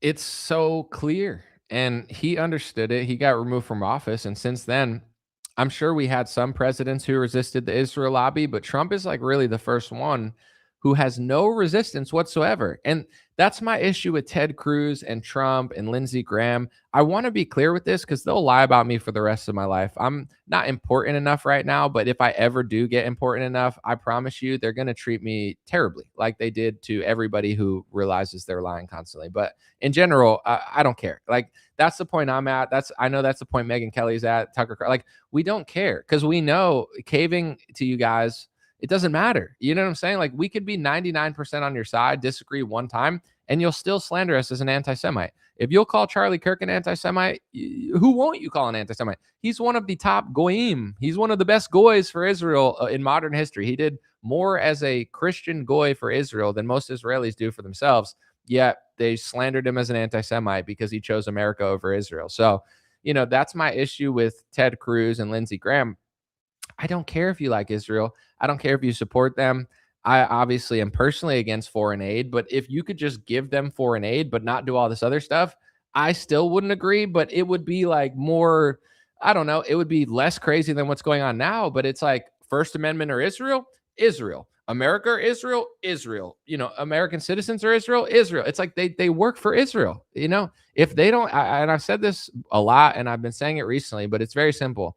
If you want to prove to me that America is not a colony of Israel and this is not the United States of Israel, get rid of every anti-boycott law for Israel and get rid of every speech law for Israel. But they won't do it because we're a colony of Israel. And if we had Saudi Arabian boycott laws and Saudi Arabian speech laws or Qatar boycott laws or Qatar speech laws, or you can't criticize England this way or England loyalty laws, then we would be a colony of Israel. A colony of England if it were England. It's that simple. You know, it's literally that simple. Why don't we have anti-boycott laws for all of our allies? We have other good allies. Why are there no anti-boycott laws for those allies? Because they don't control our country. Israel does, and Israelis do, and dual citizens do, and billionaires who care more about Israel than America who pay off our politicians do. That's just a fact. I don't care what you call me. I don't care if you lie about me for the rest of my life because they're going to do it anyway. This is what they do to everyone, and everyone's getting tired of it. And that's why everyone's speaking out. And the more people who are honest about it, calmly, peacefully, respectfully, but honest about it, then the numbers get too big. What are they going to call everyone an anti-Semite? Are they going to do that to everybody, what they're doing to people in Palestine and Lebanon? Maybe, but I don't know. At a certain point, it's like, what else? What should I do? What should everyone do? Should we just lie? Should I, cut my hair, put on a suit and lie for them and then work at Fox News, or lie for them so I could get a job at the Trump administration? Or it's like, no, like people are tired of it. But someone said Americans don't have a nation. Same with Canada. No, our nation has been conquered and controlled. And if you ever bring this stuff up, if you watch Zionist media or you go to a lot of these Republican events, it's like the Truman Show where everything is staged and it's this fake, whoa, look at Ilhan Omar. Yeah, she sucks. I get it. But that's all it is. And this is why I think the timing of the Charlie thing is crazy to me, because I went to Turning Point last year. Before Charlie was assassinated, I was at Turning Point, and I went in 2021 or 2022, and then I went last year. And the difference was night and day. Okay, when I went in 2021, 2022, they almost didn't let me in, right? I remember standing I was talking to some like photographer from Reuters, and I was just having a conversation with him. He was a nice guy, but I was waiting in line, and like they were almost trying to not let me in the event. Like they said I could get a pass. Then they said, wait, we looked at your tweets and you're too critical and we don't want to let you in the event. And I was like, well, then I'm going to go outside and protest the event with a picket sign. Because if you're going to let in mainstream media, but not me, because I called out Turning Point for being like Israel first, then what the hell? But then they called me back, or they're like, whoa, Jack Basabic said you could get in. All right. Thanks, Jack, I guess. Thank you for letting me in. I don't know why he got to choose, but I appreciate it. Thank you, Jack. And then they let me in the event, but it was like hard to get my pass. And then anyway, at the event, all the speakers were very boring. It was like very Zionist. And then like nobody wanted to like do interviews with me. I was like still kind of like blacklisted where they were low. So then I go to Turning Point. What was it, last year or something? I knew a chick that like was doing stuff there, and she was like invited me. She said I could go. It was fine. And it was like a different organization. It was, yeah, there were Zionists there, but there were also Dave Smith, Megyn Kelly, and Tucker were on stage saying Epstein, might have worked for a foreign intelligence. Like Tucker's speech was very pro-America and very critical of the Israel lobby. Like I couldn't believe it. I was like, what? What is going on with Turning Point? Are they based now? Now, like Charlie's really breaking out of his shell. And then also, I remember somebody from Turning Point came up to me and they wanted to interview me. Now it was like I wasn't blacklisted anymore. They were like, hey, Anomaly, we're big fans. We'd love to interview you on Turning Point. I was like, you would? And they're like, yeah, but we got to like squeeze it in between like Benny Johnson and Charlie Kirk. Like, can you do it in 15 minutes? I was like, sure. And then I was like, wow, not that I'm as important as Benny or Charlie to them, but they like me so much. They're willing to squeeze me in an interview before and after Charlie and Benny. Like what? Like I thought they hated me. So anyway, and then I heard Tucker's speech. I was like, this is a turning point for Turning Point. Like Turning Point is finally standing up to the Israel lobby. Turning Point is finally allowing it to be a big tent for everybody, not just for the Mark Levins and the Goblins. And then, and then I realized Charlie was getting called an anti-Semite for it, and he was under a lot of pressure for it. And then a couple of months later, he got assassinated. And then every pro-Israel Zionist that didn't admit that Charlie was disagreeing with them is like, nope, Charlie agreed with us his whole life. Nope, let's get Tucker off the stage. Nope, Charlie never wanted that. And I'm like, what are you talking about? There's interviews of him a week ago saying he wants Tucker Carlson on stage. He's tired of getting morally blackmailed. Yes, he's pro-Israel, but he wants to open the tent to Dave Smith and Tucker Carlson. Like even if you disagree with Tucker, it's not a foreign policy disagreement. You're just straight up lying. It would be like if I said Charlie never liked Israel. Yes, he did. He worked basically for them, indirectly for a long time doing PR for them. I'm not going to just make up that never happened, but that's what they did with the Tucker stuff. So that becomes a lot more suspicious when it's like, all right, get him out of here. Oh, now Charlie's not here. Now let's rearrange Turning Point back to how it was. Now let's get Tucker Carlson off the stage. And I was like, wow, these people really are goblins. Like they're so dishonest and they're so disingenuous, and it makes people more suspicious. Not saying that it means that they did it, but like that's weird. Turning Point was all Israel for years. Charlie comes out, changes it the last year. It's now making trends in the other direction. And now he gets assassinated and everybody's trying to like fill in the blanks of what he was trying to build. It's pretty crazy. And I'm not going to say anything because we'll see how the court case goes and everything. They have a suspect and they're going to go on court. And I am honestly going to cover that thoroughly. I want to see how it goes. But in general, I think, and I figured this out, years ago. I think I figured this out in like 2019, but now everybody's starting to figure it out. They don't want to debate this topic and they don't want to have an open tent because it's not something they can win. Like you can't beat the truth with a lie. And I think certain liars, they understand that they have to subvert and misdirect and basically control in order to win the narrative. Because you put Dave Smith on a stage with Josh Hammer, most people like Dave Smith. You put Tucker Carlson and Megyn Kelly on the same stage as like, Officer Talmud and people that are more pro-Israel, and Tucker has a bigger podcast. Tucker has a bigger show. People are cheering when they ask if they think Epstein worked for a certain foreign nation. So it's like you don't want to introduce that to an event that is usually like a controlled Truman Show. Because if you bring that onto the Truman Show, it's going to outshine all of the people that you have that are keeping the narrative under wraps. So I think it's really important for certain people to not allow for discourse because they know that with discourse, they will lose and look stupid. Because you have to understand, we're not the left. We're not brainwashed. Like, yes, Republicans are brainwashed too. And yes, they are brainwashed in some way. But if you think about the Trump movement and the new modern Republican movement, it was, even though there are still a lot of lies, it was based off of like truth and Ron Paul and like, let's get rid of income taxes and let's stop the wars. And we don't agree with big pharma and we, think they're lying. So it's hard to, you can't trick people as easily as you can on the left. You have to control most of the narrative, because when you have a movement that is seeking truth, even when they make mistakes a lot, they're going to like the truth tellers more than the liars. So I think, I know that they did that to me before they did that to Tucker and everybody, where they just were like, okay, Anomaly's the superstar. He's like, I don't even talk about it because I don't care. Guys, I was getting like hundreds of million. I have almost like a billion views on Facebook, and they don't even know that it's true. And like, once again, it's not like a braggadocious thing, but when I go out, like, people recognize me almost everywhere I go. And I'm not bragging, because it's like, at this point, I'd probably rather that not be true. But at the same time, it's like, I know the numbers that I put up. I know how popular I was. I know how widespread my content was. And I know what I could have done with any sort of help. Not that I need it. They figured out that I wasn't working for the establishment. And they're like, okay, behind the scenes, don't talk to him. Don't allow him on the podcast. Because they knew if I went on a podcast, everyone would agree with me. Everybody knows I'm telling the truth. So just act like he doesn't exist. Give him the Ron Paul treatment, and hopefully it'll go away. But the crazy part is, now everybody agrees with me. Now, like when I started, Tucker wasn't saying it. Candace wasn't saying it. Megyn Kelly wasn't saying it. Dan Bilzerian wasn't saying stuff.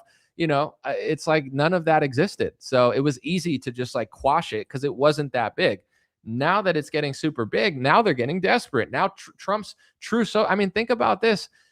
You look at, I don't know if there's still 4 of the 5 biggest podcasts, but when I last look, I think Tucker has slipped to number 7 for this week, but he'll fluctuate back and forth.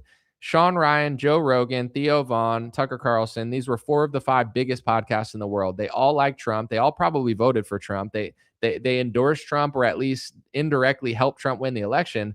Now Trump has lost them, and now he's lashing out at them. Candace Owens helped Trump for 10 years straight. He's lashing out at her. Tucker Carlson was backing Trump more than he ever should have. Like, they're losing the narrative. They're losing the popularity, and they're just spiraling, because it's like, what? How did we lose everything? We tried to like put it in the corner, but the corner keeps growing, because the corner is the truth. Like, that's the reality of the situation. You don't think if I sat next to Ted Cruz, I would make him look like a buffoon? His ad hominems and you're this and you're that. I'm going to keep it simple, Ted Cruz. You take millions of dollars of donor money.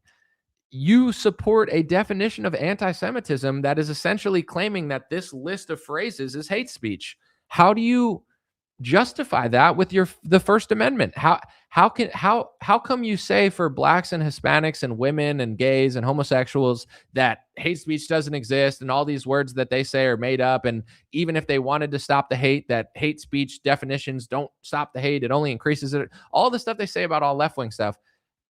Do you not believe that with Jews and Israelis? Like, you think that hate speech rules and defining hate speech and crying hate speech helps them? How does it help them if it doesn't help all these other groups? Why, and at what point can you square this away with being a First Amendment constitutional conservative? And why is it hate speech to suggest that maybe you're getting paid to do it? Because you're getting millions of dollars from donors who prioritize these speech rules over the First Amendment. I would make Ted Cruz look like a baby in a debate. I'm not trying to compete, but I would do even better than Tucker. And I'm not saying Tucker's not good, but even with Mike Huckabee, I feel like he lets him off the hook a little bit. Like, I could easily just, because I know this information. I've been sitting on it for so long, and I don't need to get angry or yell or anything. I'll just simply state the truth. What are they going to say? There's nothing to say. I'm right. They know it, so they have to kick it off to the side. But that's losing for them. So we'll see what happens. We'll see where this goes. But it is a new, just like the war in Iran is like a new escalation to a new level.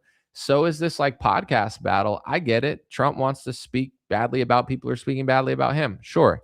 But at what point will he realize that his corner is just a bunch of goblins at this point? During the election, he had MAGA moms, Make America Healthy Again moms, Jim Bros, Joe Rogan, Theo Vaughn. Like, he had this coalition of independents, the anti-war crowd. Trump won Muslim districts in Michigan because they were tired of Joe Biden funding Israel so they could blow up Palestine. Whether Trump admits it or not, everything I just said is true. Trump won the independents. He got libertarians. This was his coalition when he ran for office. This was his movement. Now his movement is Mark Levin, Ben Shapiro, the Rothschilds, Howard Lutnick, and Dan Scavino, and whatever other goblins have hobbled over to Trump's little movement. And listen, I understand if your inner circle is going to be the goblins who buy you out and who, have leverage over you. But at the end of the day, like, is he purposely trying to lose the midterms? If I were a Trump strategist on his side, let's just say I actually agreed with Donald Trump and I was one of his little goblins, right? I would be like Trump, because I'm good at strategy. I'm like, this is not a good strategy to win the election. He ran a great campaign last year, 2 years ago. He did great. His podcasts were great. He seemed more authentic than ever. He didn't lean into the vaccine stuff, even though he wanted to, because it was a losing issue for him.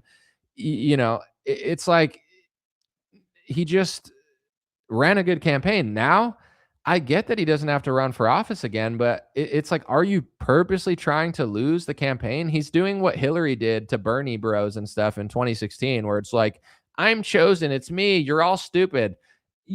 Hillary should have just lied to Bernie people. She should have been like, Bernie can be the head of homosexuality or LGBTQ++. And Bernie would have been like, really? Thank you.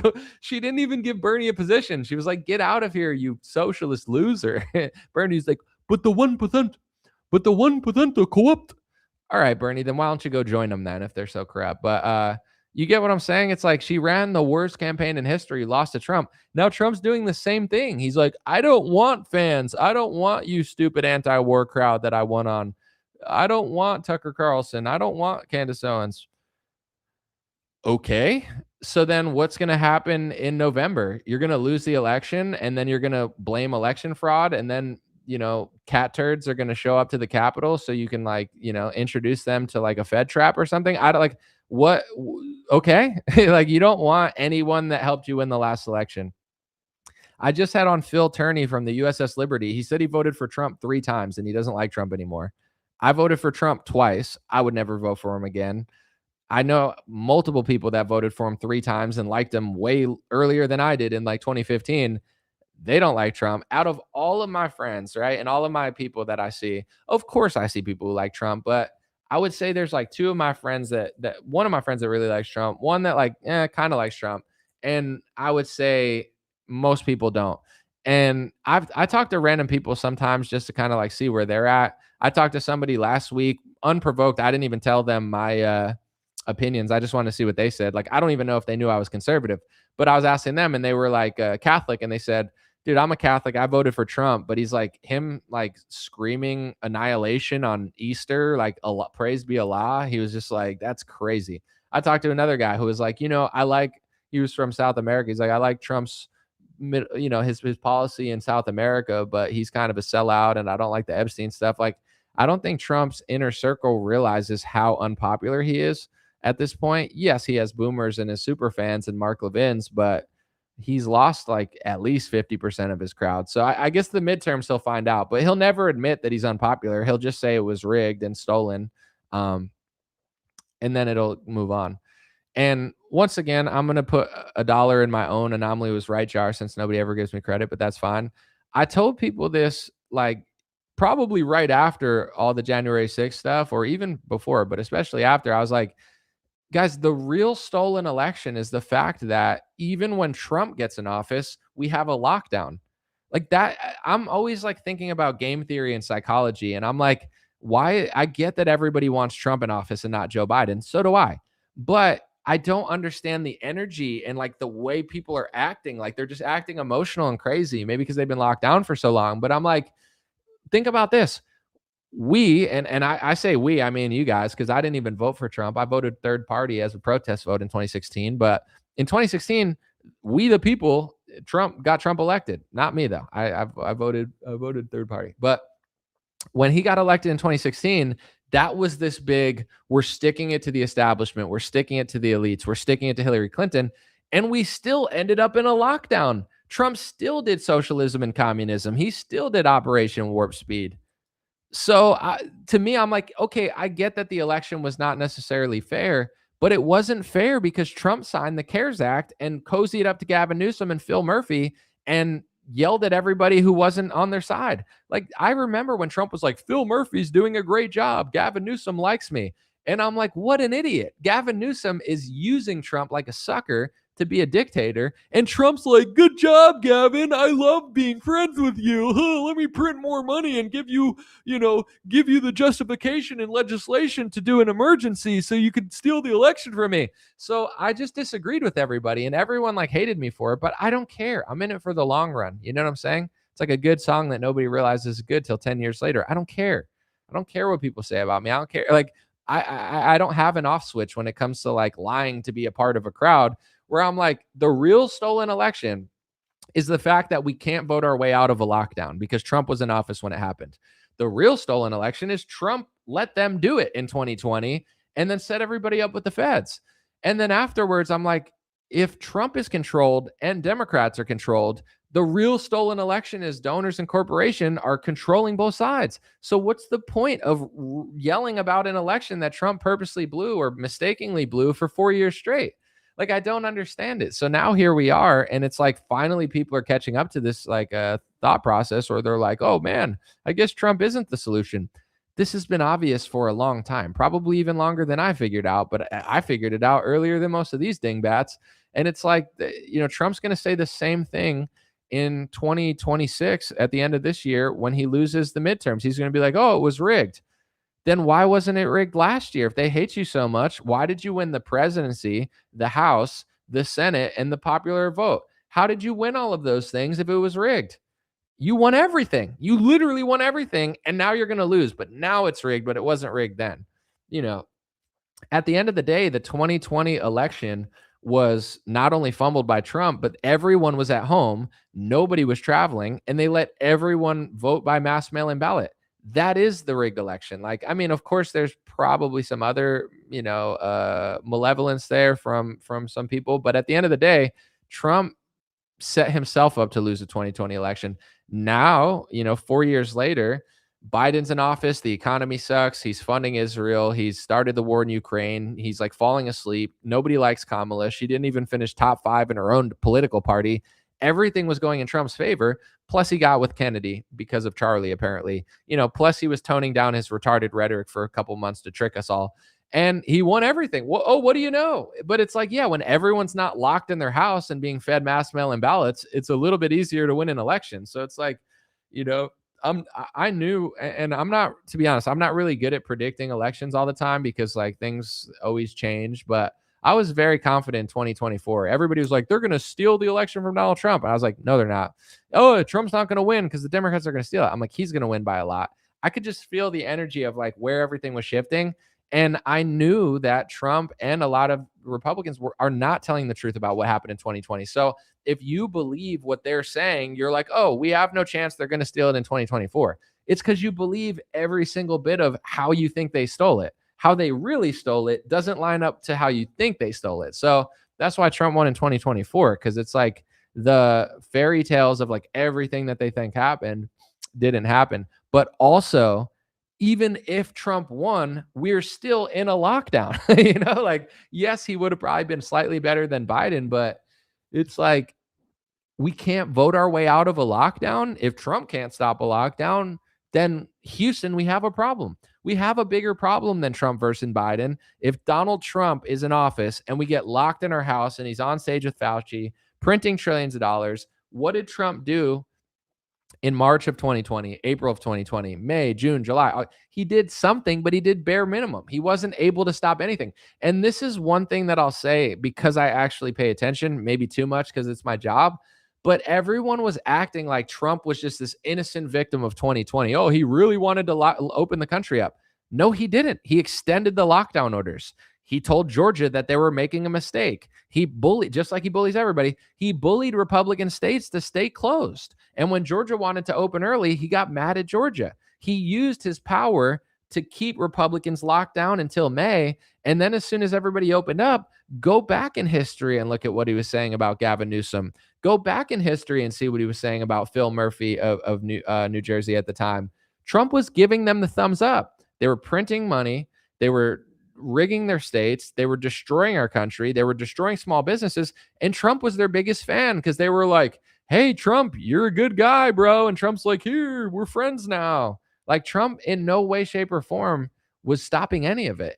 In August, September, October, he started doing rallies. And I think him doing rallies outside was a physical protest to the lockdown. So I appreciate that. You know, like, I do think that that played a role in helping people open stuff up, but he wasn't a victim to any of this stuff. He was like in, out every other time. He did like 75%, then 25% he was against. He didn't stop lockdowns. He was literally the architect of them, and he was the architect of the socialist Operation Warp Speed scam. But this is the thing with Trump. He has such a fanfare that people are willing to lie to themselves in order to pretend what they wish was true. You know, if you're a Trump supporter, you voted for Trump, or you like Trump, or you want to believe he's on your side, it's easy to overlook reality and just be like, yeah, but I think he stopped lockdowns. No, he didn't. I think Operation Warp Speed was deeper than it was. No, it's not. The legislation is on government websites. You can read it. It's not deeper than you think it was. It's socialism, borderline communism for the pharmaceutical industry. He gave them a bunch of money, and then they used the money to punch down our throats. And then he goes, oh, I love Operation Warp Speed. It's a great achievement. It's not deeper. It's not five-dimensional chess. He didn't go to the moon. He didn't save the world from lockdowns. He screwed us over for generations to come. And he screwed over tens of millions of people by giving them the funding and the money. And if you listen close enough, you can even find out that he's probably even a bigger idiot than Obama on this topic, which is crazy because Obama is not my favorite by any means. But Trump constantly said, Obama did such a bad job with swine flu. Obama did such a bad job with swine flu. He didn't do as good as I did with COVID.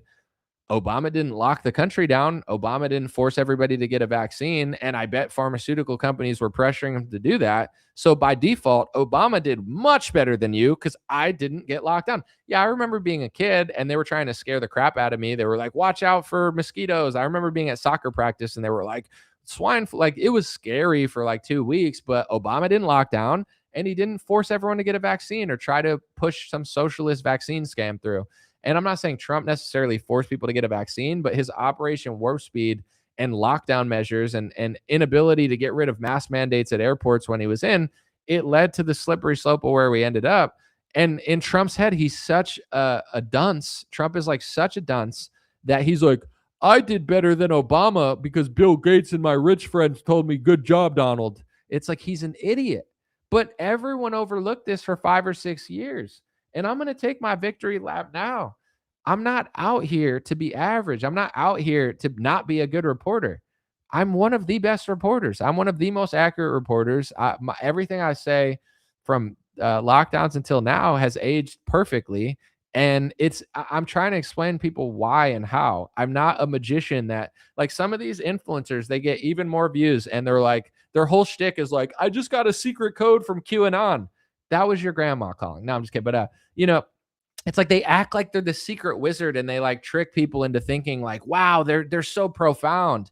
I'm not doing secret wizard codes and phone calls from QAnon. It's just like, follow the money, read the legislation. You know what I'm saying? I called mandatory vaccines in 2019. I said they're coming around the corner for adults. They're coming. How did I predict that before they even talked about it? Because they were doing it on children. They were passing it in New Jersey and California.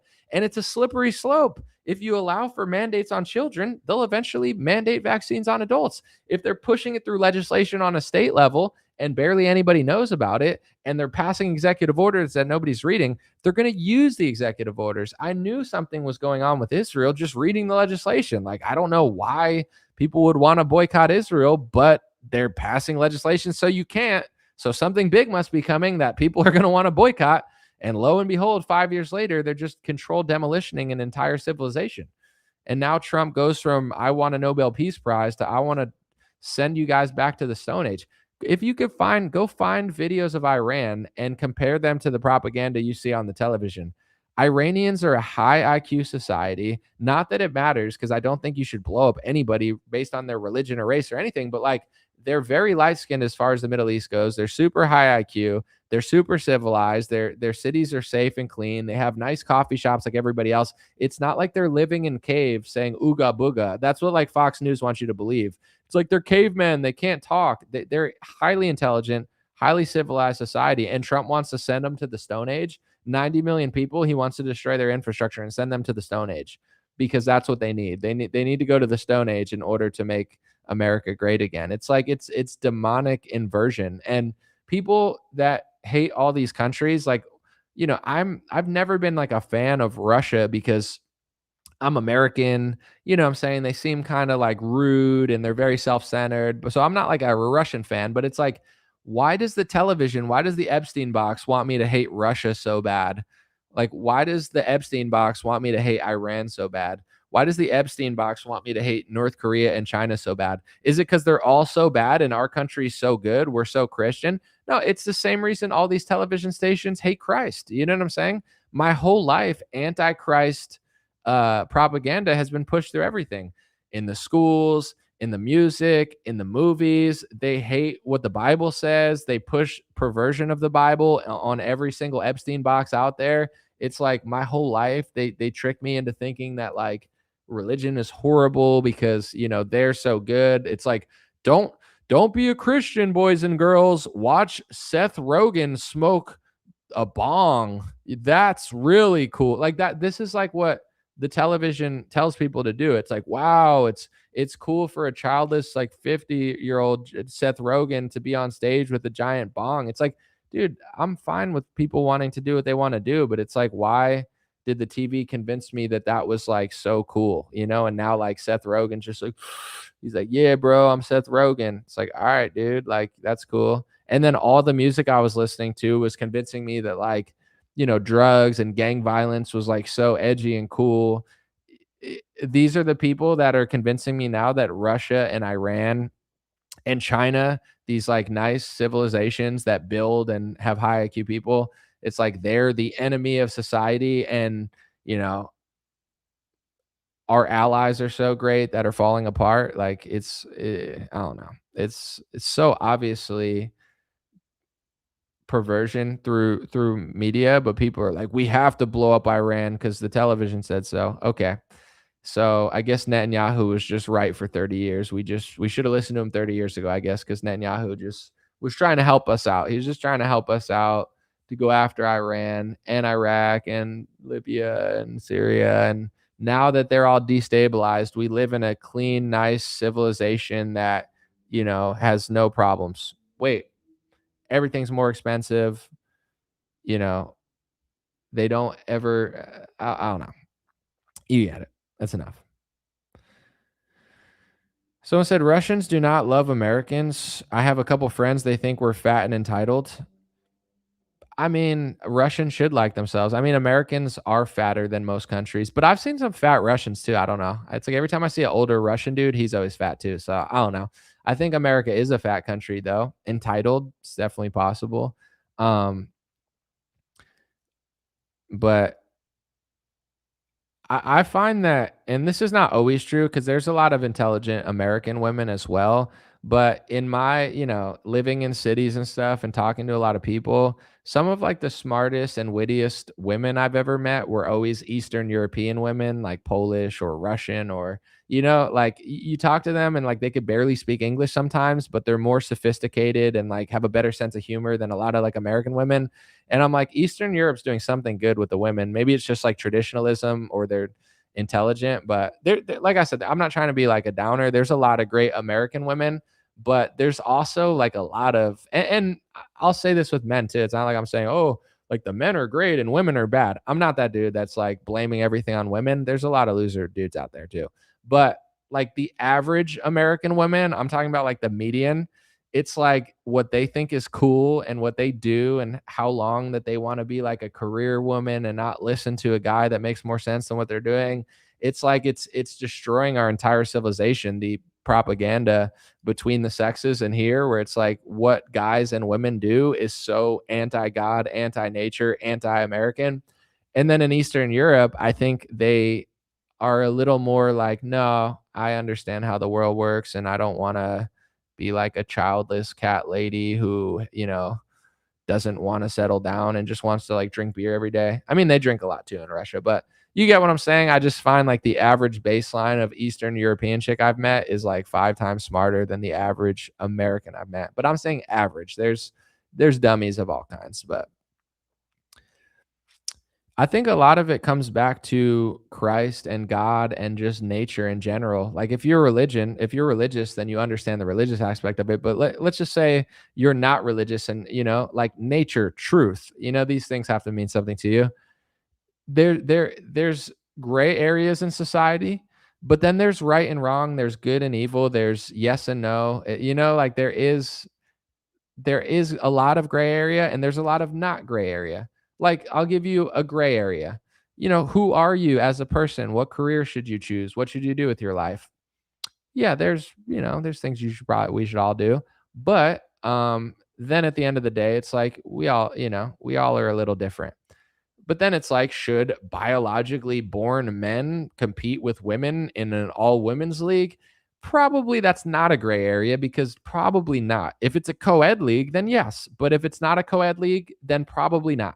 Like, these are the gray areas versus not gray areas in this world. And I like certain gray areas because I'm creative. I'm not living a normal life. You know what I'm saying? I'm not a perfect person. I'm not the person that like did everything right in my life. I'm a little off beat to my own drum. So I get the gray area, but there's certain things that are not a gray area. And I think the people that are running our society and telling us that we need to fight China, Russia, and Iran, I think they don't like order, and they don't like God, and they don't like Jesus Christ, and they don't like the commandments, and they don't like the rules of humanity that a lot of people want to follow, and they're rebelling against that. So I think if you see, I've said this for a while, but it's something I don't hear that often. China is a clean, high IQ society. I'm not Chinese, I'm not communist, but China will exist in 10,000 years. Like, China understands their, how demographics work. They understand their culture. They're not trying to turn into San Francisco, and they've successfully rejected like perversion probably more than anybody I've ever seen. Like, they're going to exist for a long time. I watched the movie like last year, Crazy Rich Asians, which is like a famous Asian movie. And the whole plot of it was like, the parents wanted her to marry somebody, or was it a him? The parents wanted the guy to marry a woman like in the family that wasn't like a libtard from New York City or whatever, that was going to like mess up their whole family fortune. And it was like a beautiful story of like, oh, she could fit in too. And it was nice. But the whole time I'm thinking, I'm like, his family's right. Like, in the movie, his family's wrong for not wanting his successful Chinese son to marry some like Americanized libtarded Chinese girl who doesn't like care about their family. And it's like, I'm like, dude, I see the propaganda. I'm like, the family's right. Yeah, maybe she can fit in and they could give her a chance. But at the same time, the reason China is so strong is because China doesn't play that game. They're not trying to import 20 million, migrants from 15 different countries and destroy their demographics. So, why do I need to hate China? Do I want to live in China? No, I'm not Chinese. It doesn't seem like a place I'd want to live personally. I don't speak Chinese or Mandarin. I don't know what they're saying, and nor do I want to really find out, to be honest. But that's our number one enemy of George Soros and Donald Trump and the Zionists. They want you to hate China, a clean, nice, safe society of high IQ builders that won't ethnically replace their people with foreigners. Wow, what a bad society. No, China is one of the best societies in the world right now. Russia, those darn Eastern Europeans who aren't completely retarded and feminist, what they really need is liberalism. It's like, no. And then Iran, out of the Middle East, extraordinarily intelligent, extraordinarily civilized, way more conservative than America and Europe. They need bombs so they can get more homosexual. That's what they really need. Like, you have to be retarded to believe this propaganda at this point. I'm not a fan of Russia, China, Iran. I'm American, but I notice a certain pattern. Are we going to go help England, stop censoring their people? No. Are we going to help English people, white people in England can't even talk about the demographic change without like the government getting mad at them. But we're not going to help them. The demographics are changing of like every European country. They're going to get wiped out in 50 years. We're not helping them. But we just really want to help Iran. It's like they don't want to help. They have an agenda, but I believe that they don't like conservative societies. They don't like godly societies. They don't like competent societies.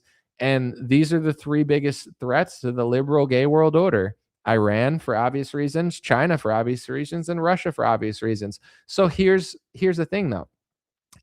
Let's just say if we destroy Iran, we destroy Russia, and we destroy China like they're trying to do, is that going to help us? Is America then, once we destroy Russia, destroy Iran, destroy China, is America going to be this amazing nation now? Now it's just a golden shining hill. We won. We beat our enemies that the Epstein box told us were our enemies. Now our streets are clean and they're safe, and New York City looks better than it ever has, and San Francisco doesn't have crackheads, and we're just rich and we're powerful and it's just perfect. No. Obviously, no. Our country is going to continue to decline, and the country that parasitically controls our country is going to continue to do whatever they want with the assumption that it's somehow going to help them. But I don't even think it helps them. Some people just make poor decisions that I don't want to be a part of. So it's like, how much Fox News do you have to watch in order to think that destroying 3 nice civilizations is going to make your country better? How? No, it's just going to eliminate the opposition to a certain regime that also hates you, and I think it's like a domino process where it's like, if they take them out, they take them out, they take them out, they're eventually going to do it to us in a way. And they're already doing it to us. I think with Middle Eastern countries, they physically blow them up. And with Europe and America, they psychologically and demographically do things. You know what I'm saying? Like if they blow up all of Palestine, they're literally just physically killing people. It's like ethnic cleansing. But another form of ethnic cleansing is if Irish people are in Ireland for, 100 years, and then in 80 years, nobody knows what a redhead chick looks like because Irish people don't exist anymore because they've been replaced.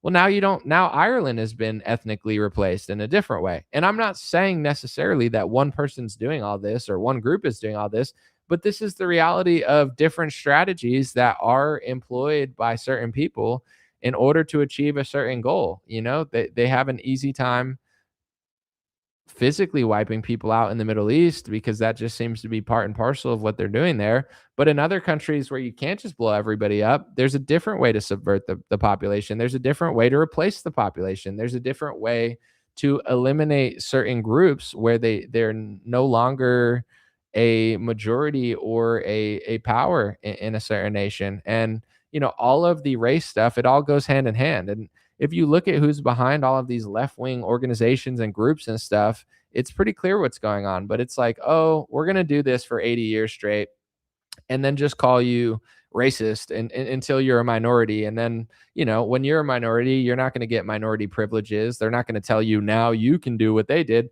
It's all a trick. It's all a trap. And it all requires compliance from people that buy into it, So for me, at least, I can't speak for everyone. It's important to be very honest. I think it's important to be respectful. I respect every race, every religion to some extent. Obviously, I'm not like a big fan of everything every country's doing, but I'm not a hateful person. I don't hate any race. I don't hate any group of people. I just want to honestly talk about it. And I think it's righteous to do it in a calm, respectful way, because every country, just like they say, do they have a right to exist? Do they have a right to have this?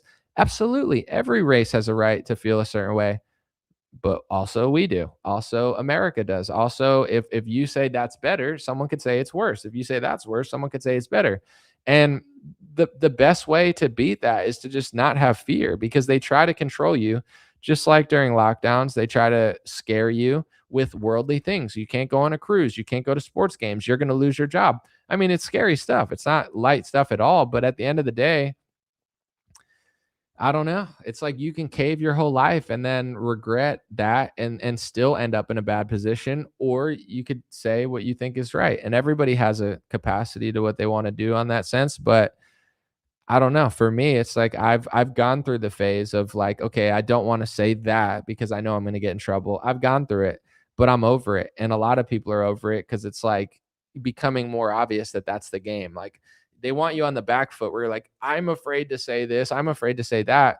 And the wild part is, of course, if you say something douchey, like people don't have to like it. But if you talk about race accurately, but respectfully, you'll notice that people do not mind that much. The problem is a lot of people are just rude and annoying, and you have a right to be rude. It's not like you have to be nice to everybody, but that is kind of human nature. If you're like a dick about it, then like people won't like it. But, for example, I talk about edgy race stuff. I don't like, I don't know. It's like nobody cares. Everybody gets it because they're listening. They're like, yeah, I have fans of all races that are like, no, that makes total sense.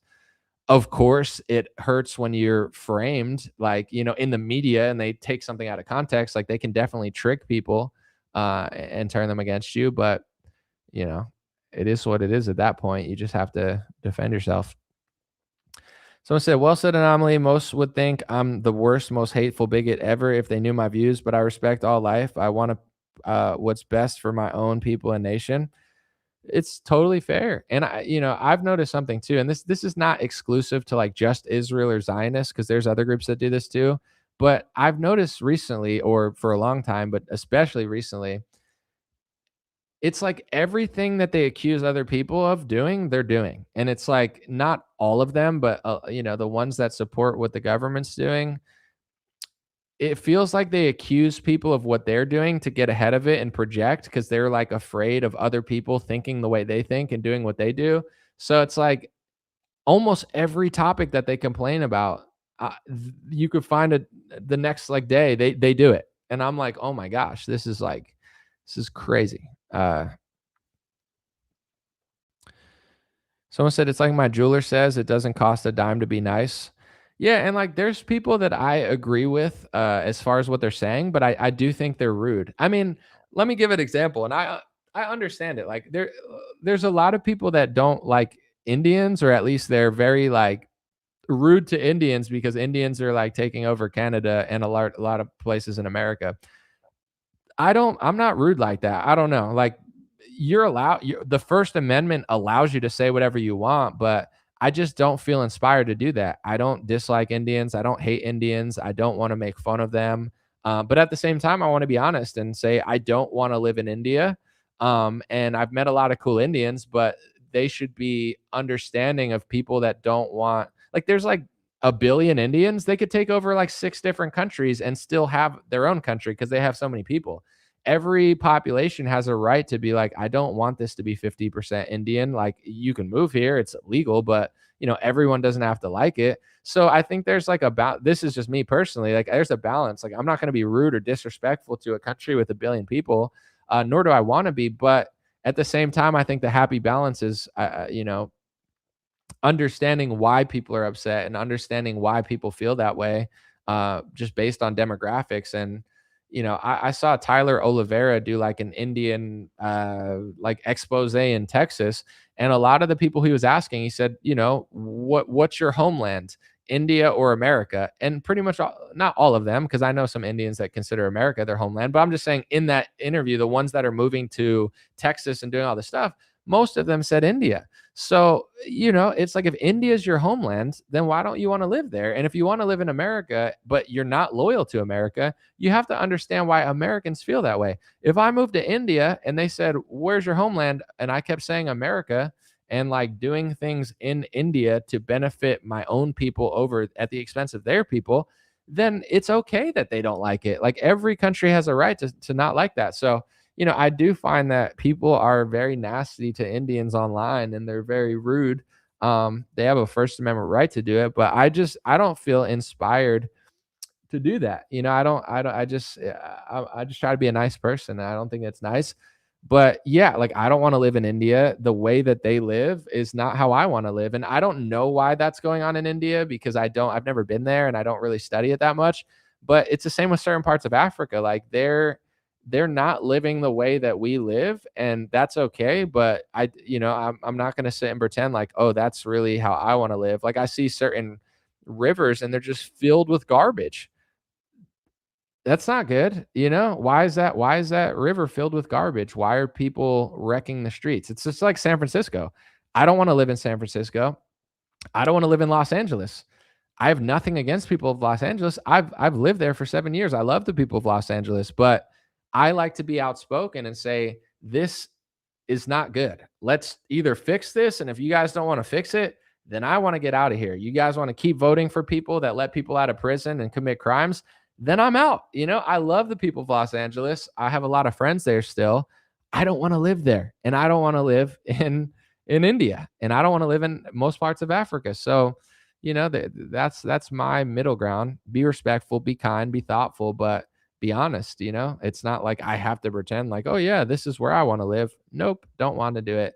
And yeah, the H-1B, they're definitely figuring out loopholes with the H-1B visas, and they're taking advantage of it, and it's up to the American government to close the loopholes. But the American government is paid off, so they don't want to close the loopholes because all their rich friends want visas and cheap labor and people that have to do what they say because it's attached to a green card. It's like, if I could get a green card in another country for a job, you're going to listen a lot more than an American citizen with leverage who can go work for a different company. So yeah, there's a huge scandal and scam, but the loophole needs to be closed by American politicians. But also, everybody has the right to talk about it. Like, this is America. This is the First Amendment. Some people are inspired to talk about it in different ways. Someone said, my uncle traveled the world, and I asked him, what was the worst place you would never go back to? And he said, India. I've heard mixed reviews. I've heard people that love it there, and I've heard people that don't like it. But I think it's such a big country that some parts are just like really crazy, So, and I'll be honest too, if you ask me like 30 places I want to visit, India is not one of them. It doesn't mean I hate the people there. I think it's terrible. Maybe I'd have a great time, but I could list off 5 different Asian countries I'd rather go to, 15 different European countries I'd rather go to.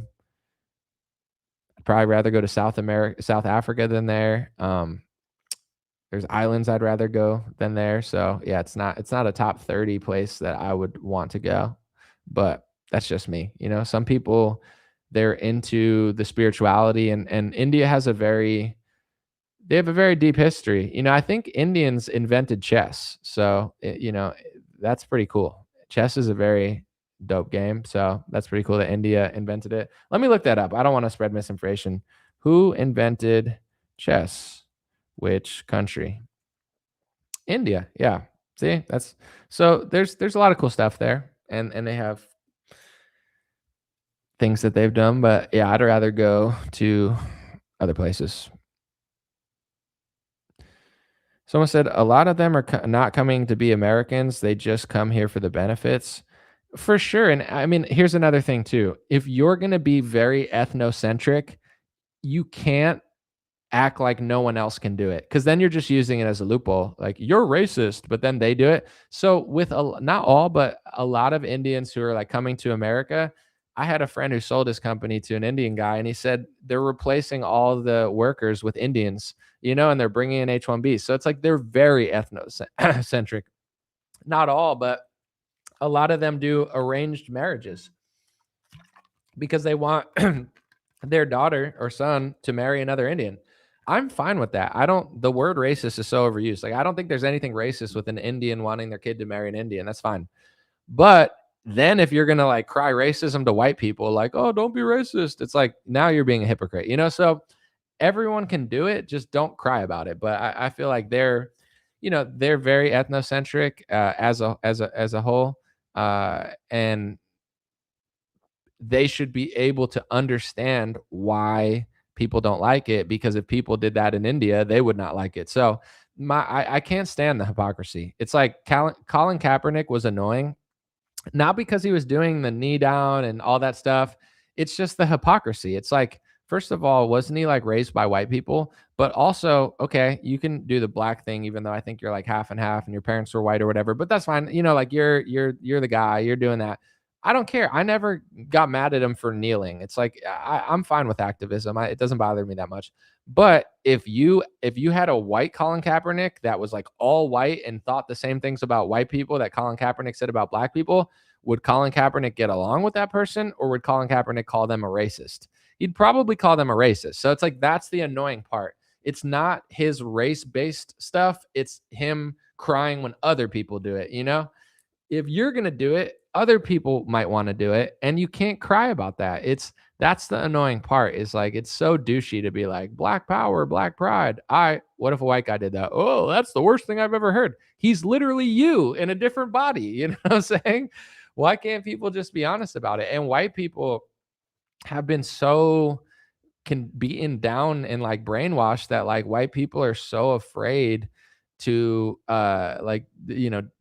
challenge that. They're like, and I get it, because it was like what they made me think for a while too. But here's what I will say too, and this is where you can't just completely ignore it, because like let's just say for me, I didn't finish college. I dropped out to pursue hip hop music, right? I was doing hip hop music. I got brought to Los Angeles to do it. I wasn't making money from it. The deals fell through, and then I started working normal jobs, right? And then I worked normal jobs and regular jobs and random jobs. I mean, I've done like everything. I'll just tell you guys, I was a cashier at a pizzeria.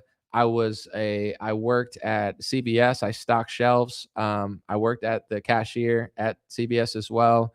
I was overnight stocking at like a ShopRite supermarket. I've worked, I like delivered some random milk product in like a giant truck where I had to drive over all Los Angeles. I've worked for this lady. Like I've probably had like 30 jobs. You know what I'm saying? I did so many jobs throughout my life. And then I made it with like this. But then I got blacklisted, and then I made it on my own on the internet. It was hard to do what I did, but I don't expect everyone to do what I did, because everyone can't do that. Some people have to work for big corporations, and some people have to work for companies that are doing like more mainstream, right? But you can't. So this is how they're like gaming, I think, a lot of white people, or just people in general.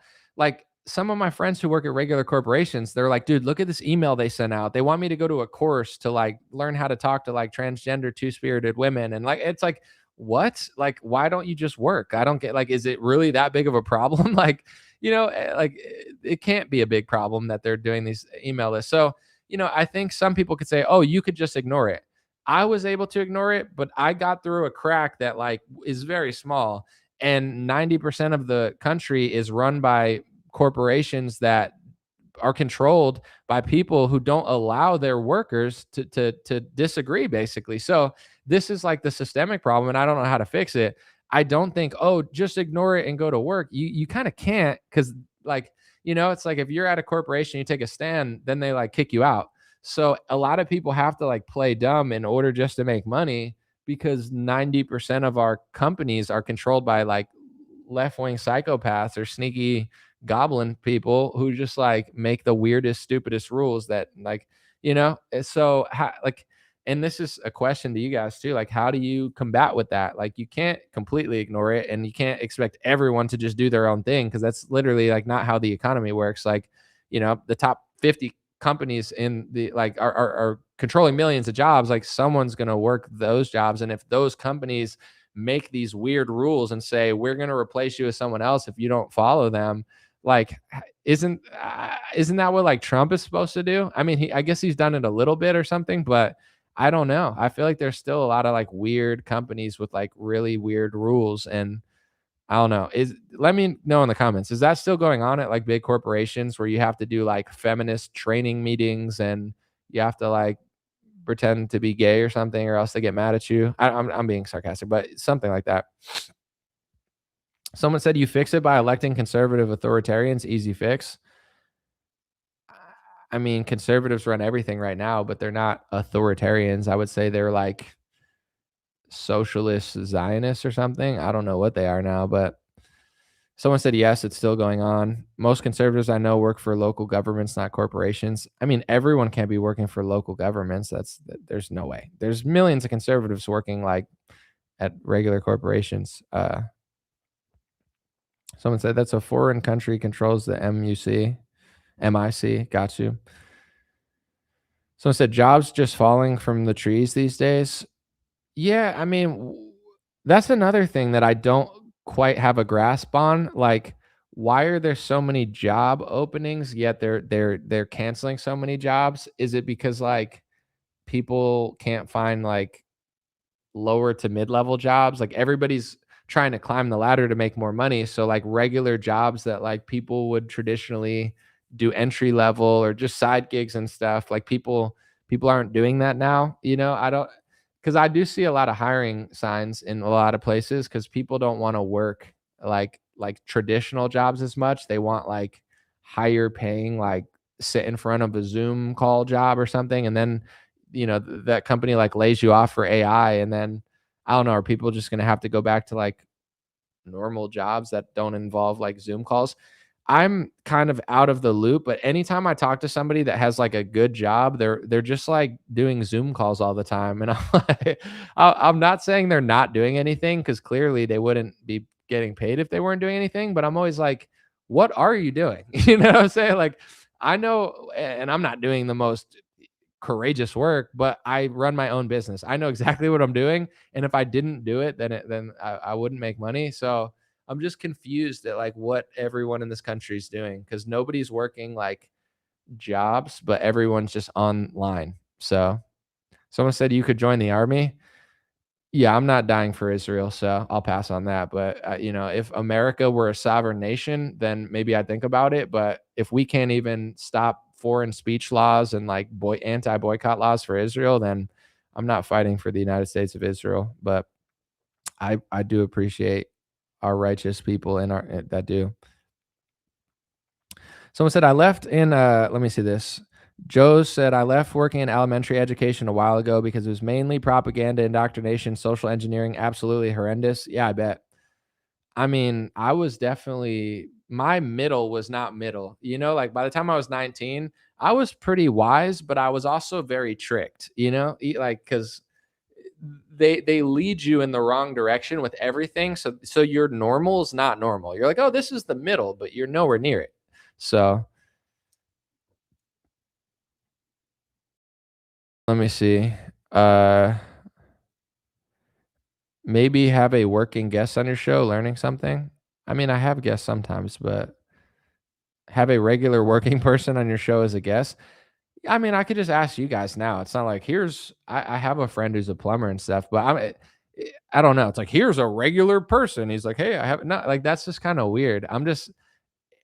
There's hundreds of people listening to this now. Everyone has different jobs. I'm not trying to downplay or be like, oh, you're regular and you're not regular. That's not what I'm saying. What I'm asking, since we have over 500 people here, everyone works in different industries, probably teaching, tech, business, groceries, right? There's probably somebody from every industry. I'm just asking you guys. I don't need a guest from every place on my show. Like, just let me know what your industry's like. Cause I think I asked people the other day on my Instagram, I said, is AI taking over jobs in your industry?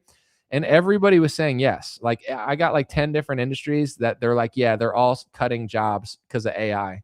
So it's like for a while, everybody was working these like Zoom call jobs and not doing anything. Now the companies are like, why are we paying like 50 liberals to do nothing? Let's just like give it to like one smart guy with artificial intelligence tool, So now all the people that were doing not that much are now going to have to, find another job. But this is like the weird thing is like, it's like everyone's losing their job to AI, but there's still so many jobs available. You know what I'm saying? It's not like you go out in the world and you're like, I can't find a now hiring sign. You can, but now you can't be like a Zoom call agent who makes like $30 to $5 for like Johnson and Johnson or something. Like, you know what I'm saying? Now you have to like work for a business that sells something physically.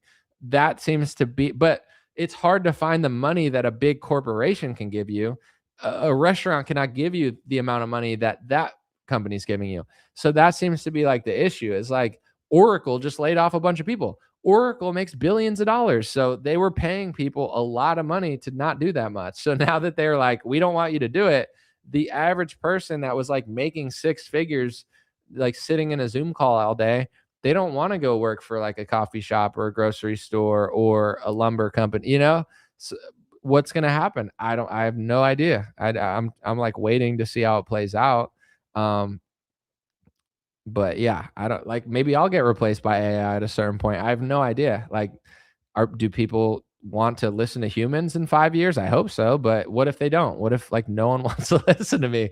Then I got to figure shit out too. So I don't, it's very unpredictable right now. I'm just trying to figure it all out. Someone said, I used to work in retail management. It was a liberal feminist hellscape. I left during COVID BLM. Now I do account management for a virtual remote reception agency. It feels like a fake job.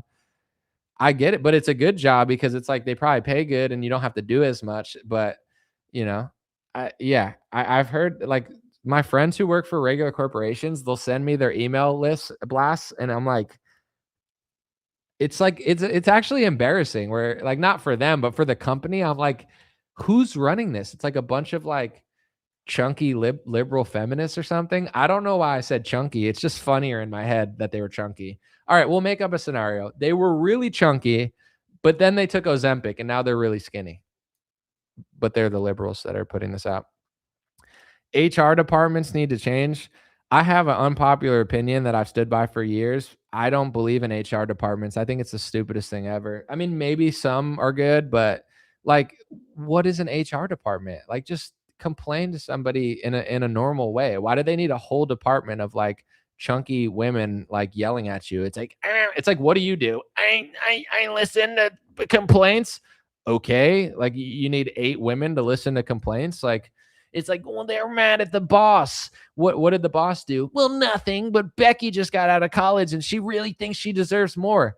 It's like, it's not her company. This is why I have to stay small and independent, because it's like, imagine hiring somebody and they like want your company. It's like, I built this. What are you talking about? It's not up to you. If you want to leave, you could leave and work somewhere else, but it's not really up to you. You know what I'm saying? Like, it's not your company. You didn't build it for 20 years. You didn't lose money for freaking 15 years straight in order to finally make money for your first time when you were like 30 years old. So who cares what you think? You know what I'm saying? But there's like 8 like women that are like, but she didn't like that you called her a woman. Yeah, she's a woman, but how do you really know? She could be a two-spirited, non-binary. I'm sorry. How can I make this right? You can go to a course and you could watch a video on YouTube about how to treat two-spirited women with respect. Oh, but you just said woman. Oh no, I'm so sorry. I got to go to the course too. It's like, ew. HR departments are some new liberal, like retarded thing that they just like invented like 30 years ago. Let me look it up. When was HR departments invented? In the early 1900s? Yeah, but who was really following it then? I mean, I don't think they started calling themselves human resources. Okay, it says the 70s. I don't believe it, but whatever.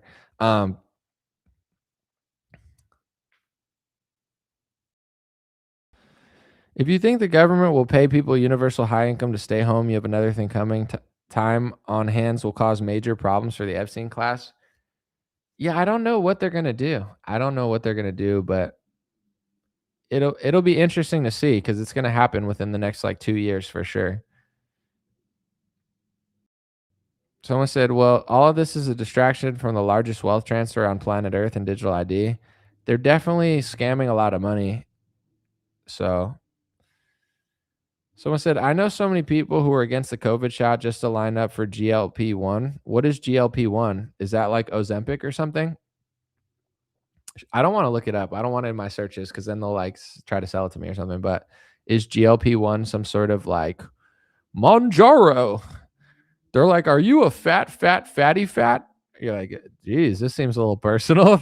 They're like, are you a fat, disgusting slob? You're like, whoa, relax, commercial. I'm just trying to watch a game with my chips and sour cream. Are you fat as frick? Are you so disgusting that everyone looks at you and throws up? You're like, geez. If so, we have an injection for you. Side effects are bleeding liver, bleeding lungs, bleeding arteries, and you can bleed out your foot. Your foot could fall off. Your foot could fall off. Your face could fall off. Your neck could snap. Your spine could break. Everything in your body could implode. You could literally just get blow up. Your blood could fall out. But sometimes death. But you'll look really good, sort of. Not really. It might destroy your bones. It might actually just completely like make your bones thinner and thinner and thinner, and then you'll end up looking like Kelly Osbourne. That might not be good, but it will be good. Yeah, let me take this. That sounds pretty legit. I mean, instead of working out and eating healthy, I could just freaking inject. It's like, what the fuck? What is wrong with people? I don't know. I at a certain point, I'd rather just be fat. If you're like, dude, would you rather be fat or fucking inject yourself with like some weird thing that makes you lose weight? It's like, dude, just be fat. What's up with JD Vance? Is he taking Ozempic or is he just like losing weight? Because he's getting really skinny. Did Nick Fuentes make fun of him too much where he like lost weight?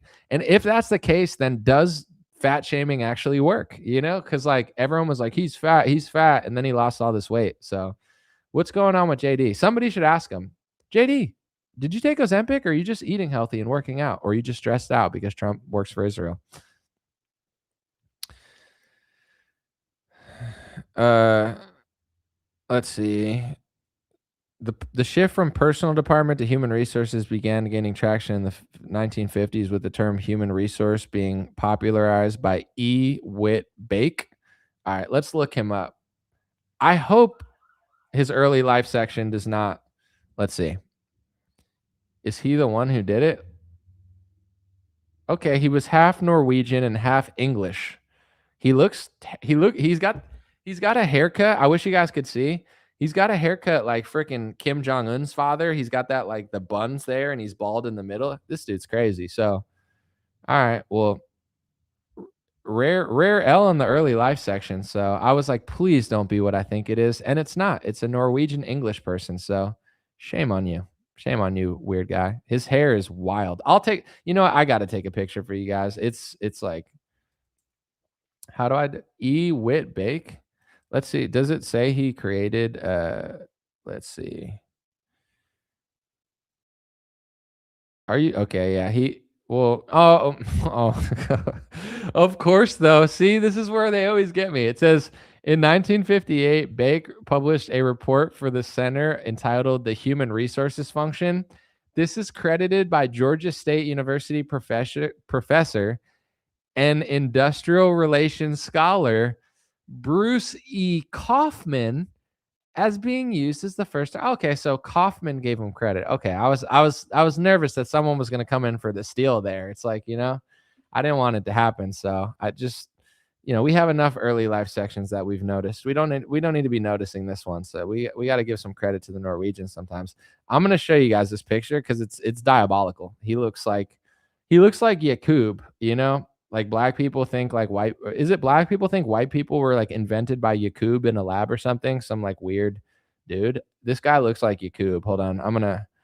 I gotta put it up on the screen for you guys because I can't be having all this fun alone. All right. I got it. It's bouncing. All right. Hold on one second. Let's see. Here we go. All right, so this is the guy who created the term allegedly, let's see. What is that? Dude, doesn't he look like Kim Jong-un's father or like a stereotypical like crazy dude from North Korea? He's got like two buns on the side and the bald stripe in the middle. He definitely is. He's Yakub maxing for sure. Is Yakub who I'm thinking of? Is that his name? Yakub, yeah. Yeah. He's Yakub maxing for sure, which is fine. Someone said the military industrial complex runs this channel. That's not true. I don't work for the military industrial complex, but why would they want me to oppose everything they've ever done since I was a teenager? I don't get that. Someone said rare Yakub W. Look up Yakub. It's so funny. It's like he's got like a big brain on top or something. What is Yakub? Hold on. I don't even know like where it comes from. Nation of Islam. Yakub is a figure of mythology in Nation of Islam Yaqub was, he's black Meccan scientist who lived 6,600 years ago and created the white race. All right. Well, we got to get a picture of Yaqub up here, because if this guy's going to Yaqub Max, then I don't want to like make you guys look it up. I would love to interview Louis Farrakhan. I actually, Louis Farrakhan gets a lot of bad press, but I think he's fascinating. I would love to just give a great interview to Farrakhan and be like, do you think I was invented in a lab by Yaqub? And just see what he says. And if so, I think Farrakhan's actually part white too. So I want to know if he's part lab creation as well. Would explain his high intellect and great social skills, but not. Farrakhan, they've called him an anti-Semite for years. So we all know what that means. So let's see. Yaqub, let's load it up. Let's get into education session. That's Yaqub. He's a figure of mythology, Nation of Islam, and they think that Yaqub invented us in a lab 6,600 years ago. I mean, I don't think that happened, but I don't know. I wasn't alive 6,600 years ago. And if it did happen to me, am I one of the good ones or no? Let me know. I know there's a lot of people in Nation of Islam who like the show. God bless y'all. Do you think I was invented in a lab? And if I was, am I one of the good guys? And see, you can see Edward Whitback, who apparently invented the term HR, human resources. He's Yaqub maxing super, super hard. So I definitely think he was created by Yaqub, because if he's inventing the term human resources, a term that no one ever should have used, I think Yaqub is up to some sneakery. You know what? Those Nation of Islam guys are up to something. Not all of us were created in a lab by Yaqub, but some sneaky ones were, including that sneaky Norwegian. Someone said, you're one of the worst kind because people really trust you. I don't work for the military industrial complex, but I would say what wouldn't the military industrial complex want like a call to action to like support their agenda at some point? Like, why would they want somebody to not agree with anything that they do and call out the Israel lobby? Like, what benefit does that have for them? If like in 3 months I was like, you know what, actually I love wars, then it's like, all right, if you're like playing the fence and then a war breaks out and you're like Cat Turd and Gunther Eagleman, and it's like, okay, I could see that a little bit. But someone said Farrakhan is still alive. He's going on 30, accomplished violinist, plays. Yeah, no, he's a great violinist. One of my favorite interviews of all time is Farrakhan on CNN or 60 Minutes with Mike Wallace. It's one of the best interviews in U.S. history. If you've never seen it, 20 minutes, 25 minutes, carve it out. I love that interview. Farrakhan shines, and Mike Wallace does a good interview, but definitely gets outshined by Farrakhan's aura is just too strong. Someone said you're definitely AI. I'm not. Someone thought yesterday this was AI, but it's not. I just have a good camera, so this is not AI. But if you want to think it is, I mean, it does move kind of weird, but it's not. Someone said, if you've been listening to Anomaly as long as I have, you would know he's not controlled opposition. Appreciate you, Paintslinger. Dude, that's a crazy picture you have on YouTube. That's why I don't know exactly what is below George Floyd, but let's just pretend like we don't know. Someone said, why would you trust anyone you don't know? Well, another thing is like, I don't trust most people I listen to, and trust is earned, not given. So like with Trump, if he seems trustworthy, then it is what it is. But once he loses my trust, and once somebody loses my trust, then they've lost it, and it's their responsibility to gain it back. So with my news reporting, I'm not asking people to blindly trust me. I'm asking people to listen, consider what I say, and just over time see how it ages and see who I become and what I do. So I don't want people's blind trust, because I think if at any point I started doing something that was wrong, then it's not your responsibility as a listener to think it's right. I liked Alex Jones for a while, but once Alex started saying things I disagreed with, it's not like I have to trust him. Then I'm just like, nah, I don't like that, or I don't know why he's doing that, but it's not for me. So that's kind of how I think about everyone and myself. I'm not asking for like blind trust. Someone said Mossad has entered the chat. It's not a live stream unless they enter the chat at some point. Someone said anomaly, deep state opposition. Haha, that's hilarious. I mean, there's always it's the internet, so everyone's entitled to their opinion. But I don't know. Like this is literally not green screen, but it is green, and it's on my wall. I put it in with staples, so it's like some people think that's green screen. It's literally not. But if you want to believe that, it doesn't. I don't care. Like I guess I could like rip it off the wall and put it back on, but then people would be like, "Well, you could do that with AI." It's like you can at this point. You can do anything with AI. So. Whatever.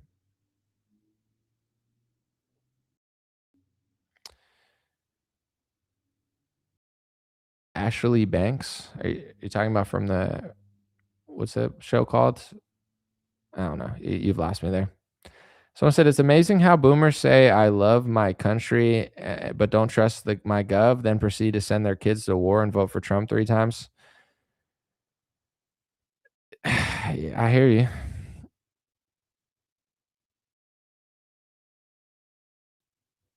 All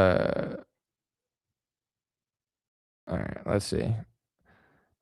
We're going to go like 5 or 10 more minutes. There's no reason to go 3 hours. So we'll end at like 2:45. Let's make the last 10 minutes magical. Let's see some comments.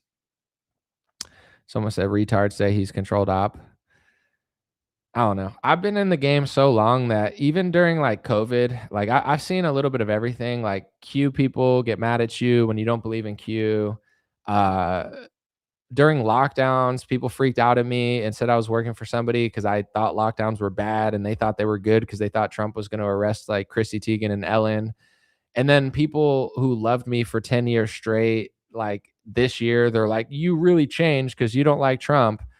I was like, I've been not liking Trump for a while. During the election, I said I prefer him over Biden, but I never was like, I don't know. I didn't like Trump in 2020 that much, but I don't know. Definitely at times I was like, I really don't want Biden though, and I'd rather Trump be there so then we can hold him accountable over Biden. But I don't know. This year, like a bunch of people on my Facebook page are just like, I was like, maybe I didn't disagree with him as much. Like maybe my rate of disagreeing with Trump is higher, so now they see it more. But I don't know. They're like, you don't like Trump, so you're sold out. And I'm like, no, I'm not. And then they'll be like, did George Soros pay you to say that? And I'm like, Trump hired Scott Bessent to run our money.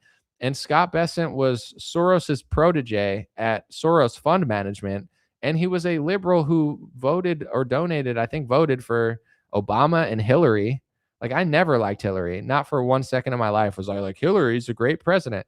So it's like, I don't know. At a certain point, everyone's going to say and assume everything. But a Trump supporter who will say I'm getting paid by Soros when Trump hired Soros's protege, it's like, if you're going to have scrutiny of me and lie about me, at least tell the truth about Trump. You know what I'm saying? Like, why not? If you really care about George Soros stuff, wouldn't you not like Scott Bessent more than me? So everyone's going to say everything. It's fine. But some people just don't really make sense.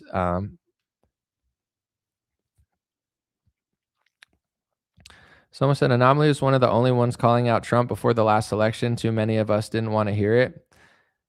Yeah, and there were people way before me too, for sure. Someone said you don't get to run for POTUS unless the military-industrial complex owns you. I think that's super clear now. I think you're right, and I think that people need to wake up to that. Like, if the next election is J.D. Vance versus Gavin Newsom, there needs to be an awakening in America where Republicans can't just say, well, Gavin Newsom sucks. J.D. Vance is our guy. He's not our guy. Marco Rubio is not our guy. And pretty much anyone that they're going to choose outside of like a lucky chance that we get somebody better is not going to be our guy either. So that's the question. But here's the issue, I think, with independent minds. And I think this is a huge problem for the Libertarian Party. The Libertarian Party never gains traction. First of all, it's hard to keep up with the funding of like the Republicans and the Democrats. But also, like, if you talk to like 50 libertarians at a libertarian conference, I like libertarians, but they like to argue. They like to nitpick because that's what makes them a libertarian.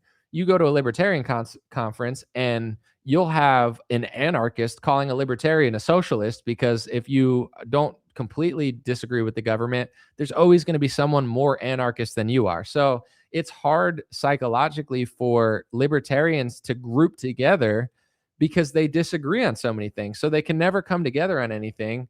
And the leadership is like retarded. They run like liberals. And it's like, why are you picking a liberal? Pick somebody like Dave Smith. But anyway, then you get to like Democrats. They unite sometimes in their disgust for like Republicans. And sometimes Republicans unite in their disgust for liberals or their love for Trump. So this is my pitch to just anybody that's outside of that system. You know, sometimes in the truther community, people like to nitpick each other and bash each other, and there's never a moment of unison. Like, for example, I've been very outspoken about Donald Trump, and whether I vote or don't vote in the election, I can't see myself voting anytime in the next like 6, 7, 8 years unless there's really a candidate that I believe in. But for the last election, it's not like I'm somebody that takes my vote so seriously. I lived in California. It's like it doesn't matter. It literally doesn't matter at all. I mean, it means nothing. That's a washed state anyway. But in general, it's like certain people like to nitpick me on that. And instead of coming together and being like, all right, the next election is almost definitely going to be two phonies that are complete puppets of lobbyists, of corporations, of the military industrial complex, probably of Israel, or at least to their lobby of some sort. So what's the point of fighting over like little nothings when we agree on this and we need to figure out how to get enough people awake? You know, this is the curse of, you know, the analytical mind to some extent. Like, it's easier for Cat Turd and Gunther Eagleman and Bricksuit to form a coalition of retards to support Trump than it is people who ideologically agree on almost everything that want to like kind of nitpick each other completely. So, you know, I think that's a struggle that's going to happen in general. Like, of course, I get it to some extent. There's people that I really don't like and I don't trust that I'm inspired to talk about. So it's not like I don't understand it, but I do see that with libertarians and truthers where there's just like so much aimlessness and not any sort of cohesion whatsoever. Because like you could talk to like 6 different truthers and someone will say, you know, I think Charlie Kirk was killed by this foreign nation. Okay. And then another one will be like, I think Charlie Kirk is still alive and the whole thing was theater. And if you think Charlie Kirk was shot, then you're part of the establishment. It's like, does anybody have the, you know, the humbleness to know, like, I'm not 100% sure? You know what I'm saying? Like, you could have your opinions, but sometimes it's the dumbest people that are the most sure of themselves. Like, you know, people during the nastiest people to me from March to May of 2020 were Q people that believed that Trump purposely locked the country down to fight the deep state. And they were conditioned to believe this for 3 years straight. So they were waiting for a big martial law moment. They were talking about it since 2017. So once the lockdown happened and I started doing research into how it was happening and what was going on in the legislation, I was very quick to speak out about the legislation. When that happened, it was like Q Trumpers that were like so nasty, so vicious, so personal with everything. And they ended up not being right. And then 6 months later, they agree with everything I was saying, but they never admit, like, you know, some people apologize. They're like, my bad. I had you figured out wrong. But with other people, it's not the case. You know, they're like, they just switch their narrative and act like it never happened. So I don't know. I'm always like, when it comes to like David Icke, you know, we don't agree on everything, but David Icke was way earlier saying he didn't trust Donald Trump. I never attacked David Icke for it, and I never publicly slandered him, so I don't have to apologize because I never like I was like, well, maybe he's right. You know, I'm not that like aggressive about it. But then once I realized that he was right about how he thought Trump was, I was like, oh, you know, I guess I should give him credit for being a couple of years ahead of a lot of people on saying Trump was a puppet. I don't feel the need to like forget that or not give someone credit. Someone said, usually smart people don't think they're super smart, but dumb people think they're super smart. Yeah, I mean, there's definitely a lot of that, but also I think it's just very individual people like to be individuals, and that's understandable, but it's like, it's the curse and the blessing of being an individual. you eventually need to unite around something. However, we're always getting tricked. That's the problem. It's like, they constantly have a bait for you where it's like, this is the time, and it's never been the time. So I understand why people have trust issues, because it's like, why wouldn't you at this point? It's like how many times have they provided a solution or provided a fake alternative, and then it ends up not being an alternative, and then they kind of like pull the rug at the last second. Elon last year, 2 years ago, he was very outspoken about a lot of issues. Now Elon is just like a military industrial complex god sod. He just retweets Zionists all day and says like the most basic Fox News talking points. Like he's like, liberals suck. We know, bro. But 2 years ago, Elon was very outspoken about stuff. It's not that you should ever trust him, but it's nice to have somebody powerful speaking the truth.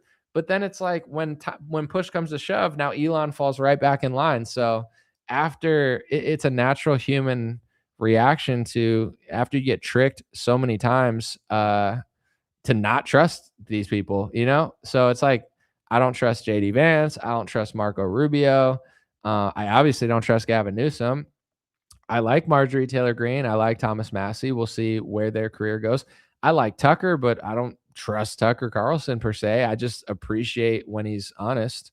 But I think everybody's been either fooled or bamboozled so many times. It's natural for people to not trust certain people. But for me, I would say, I've told people this for years, regardless.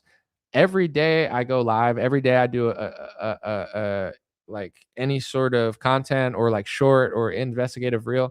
Like, it is what it is. I'm not asking for blind allegiance and trust. I want to continue to perform and show just the facts. If I make a 3-minute reel and it's straight facts, it's straight facts. It is what it is, like, take it for what it is. But I appreciate people that trust me, because I think I've earned it for a lot of people that have been listening for a long time. But it's not, if I go off and say something that is provably false and wrong, it's not your responsibility to follow me wherever I go. I think that's fair. I don't think my audience is stupid. I don't think my audience is clueless. I think my audience is smart, and a lot of people are educated. And it's like, if you've ever played trivia with anybody and gone and played trivia, everybody knows something different. So you might be like so many people are like, I suck at trivia. Yeah, you're not going to be on Jeopardy probably, but you probably know something I don't know. You probably know a song I don't know. You probably know something about pop culture I don't know. Everyone knows something else. So with my audience, sometimes I'm opinionated and I talk in a way, but it's like, I know I'm not talking to a bunch of idiots. If people were stupid, they'd be probably tuning into something a lot stupider. So it's like, anybody that follows my page, I'm sure they have a wealth of knowledge and information about either similar things I know or different things than I know. So if I go off and like one day I'm like, vaccines are amazing, go get your booster shot, I don't want people to be like, wow, I trusted Anomaly for 7 years, but now I'm going to go against what I know to believe what he's saying. No, just like Trump or anybody, and for politicians, this is what I want to say before I leave the show. I appreciate y'all. We're blessed in America to be able to have receipts of who they're taking money from. There's other countries that hide that stuff, and we have a certain infrastructure here where you could see how much money Ted Cruz is taking from the Israel lobby. You could see how much they're taking from companies like Raytheon or Lockheed Martin. You could see like that he took money from Miriam Adelson or whoever. So like the pharmaceutical industry.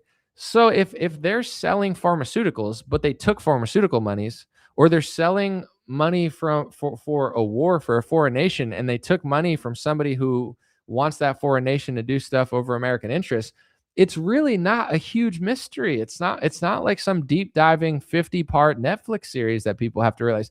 They just have to look at who's being paid. And it's not a coincidence that the most honest people in the Republican Party are not taking money from AIPAC.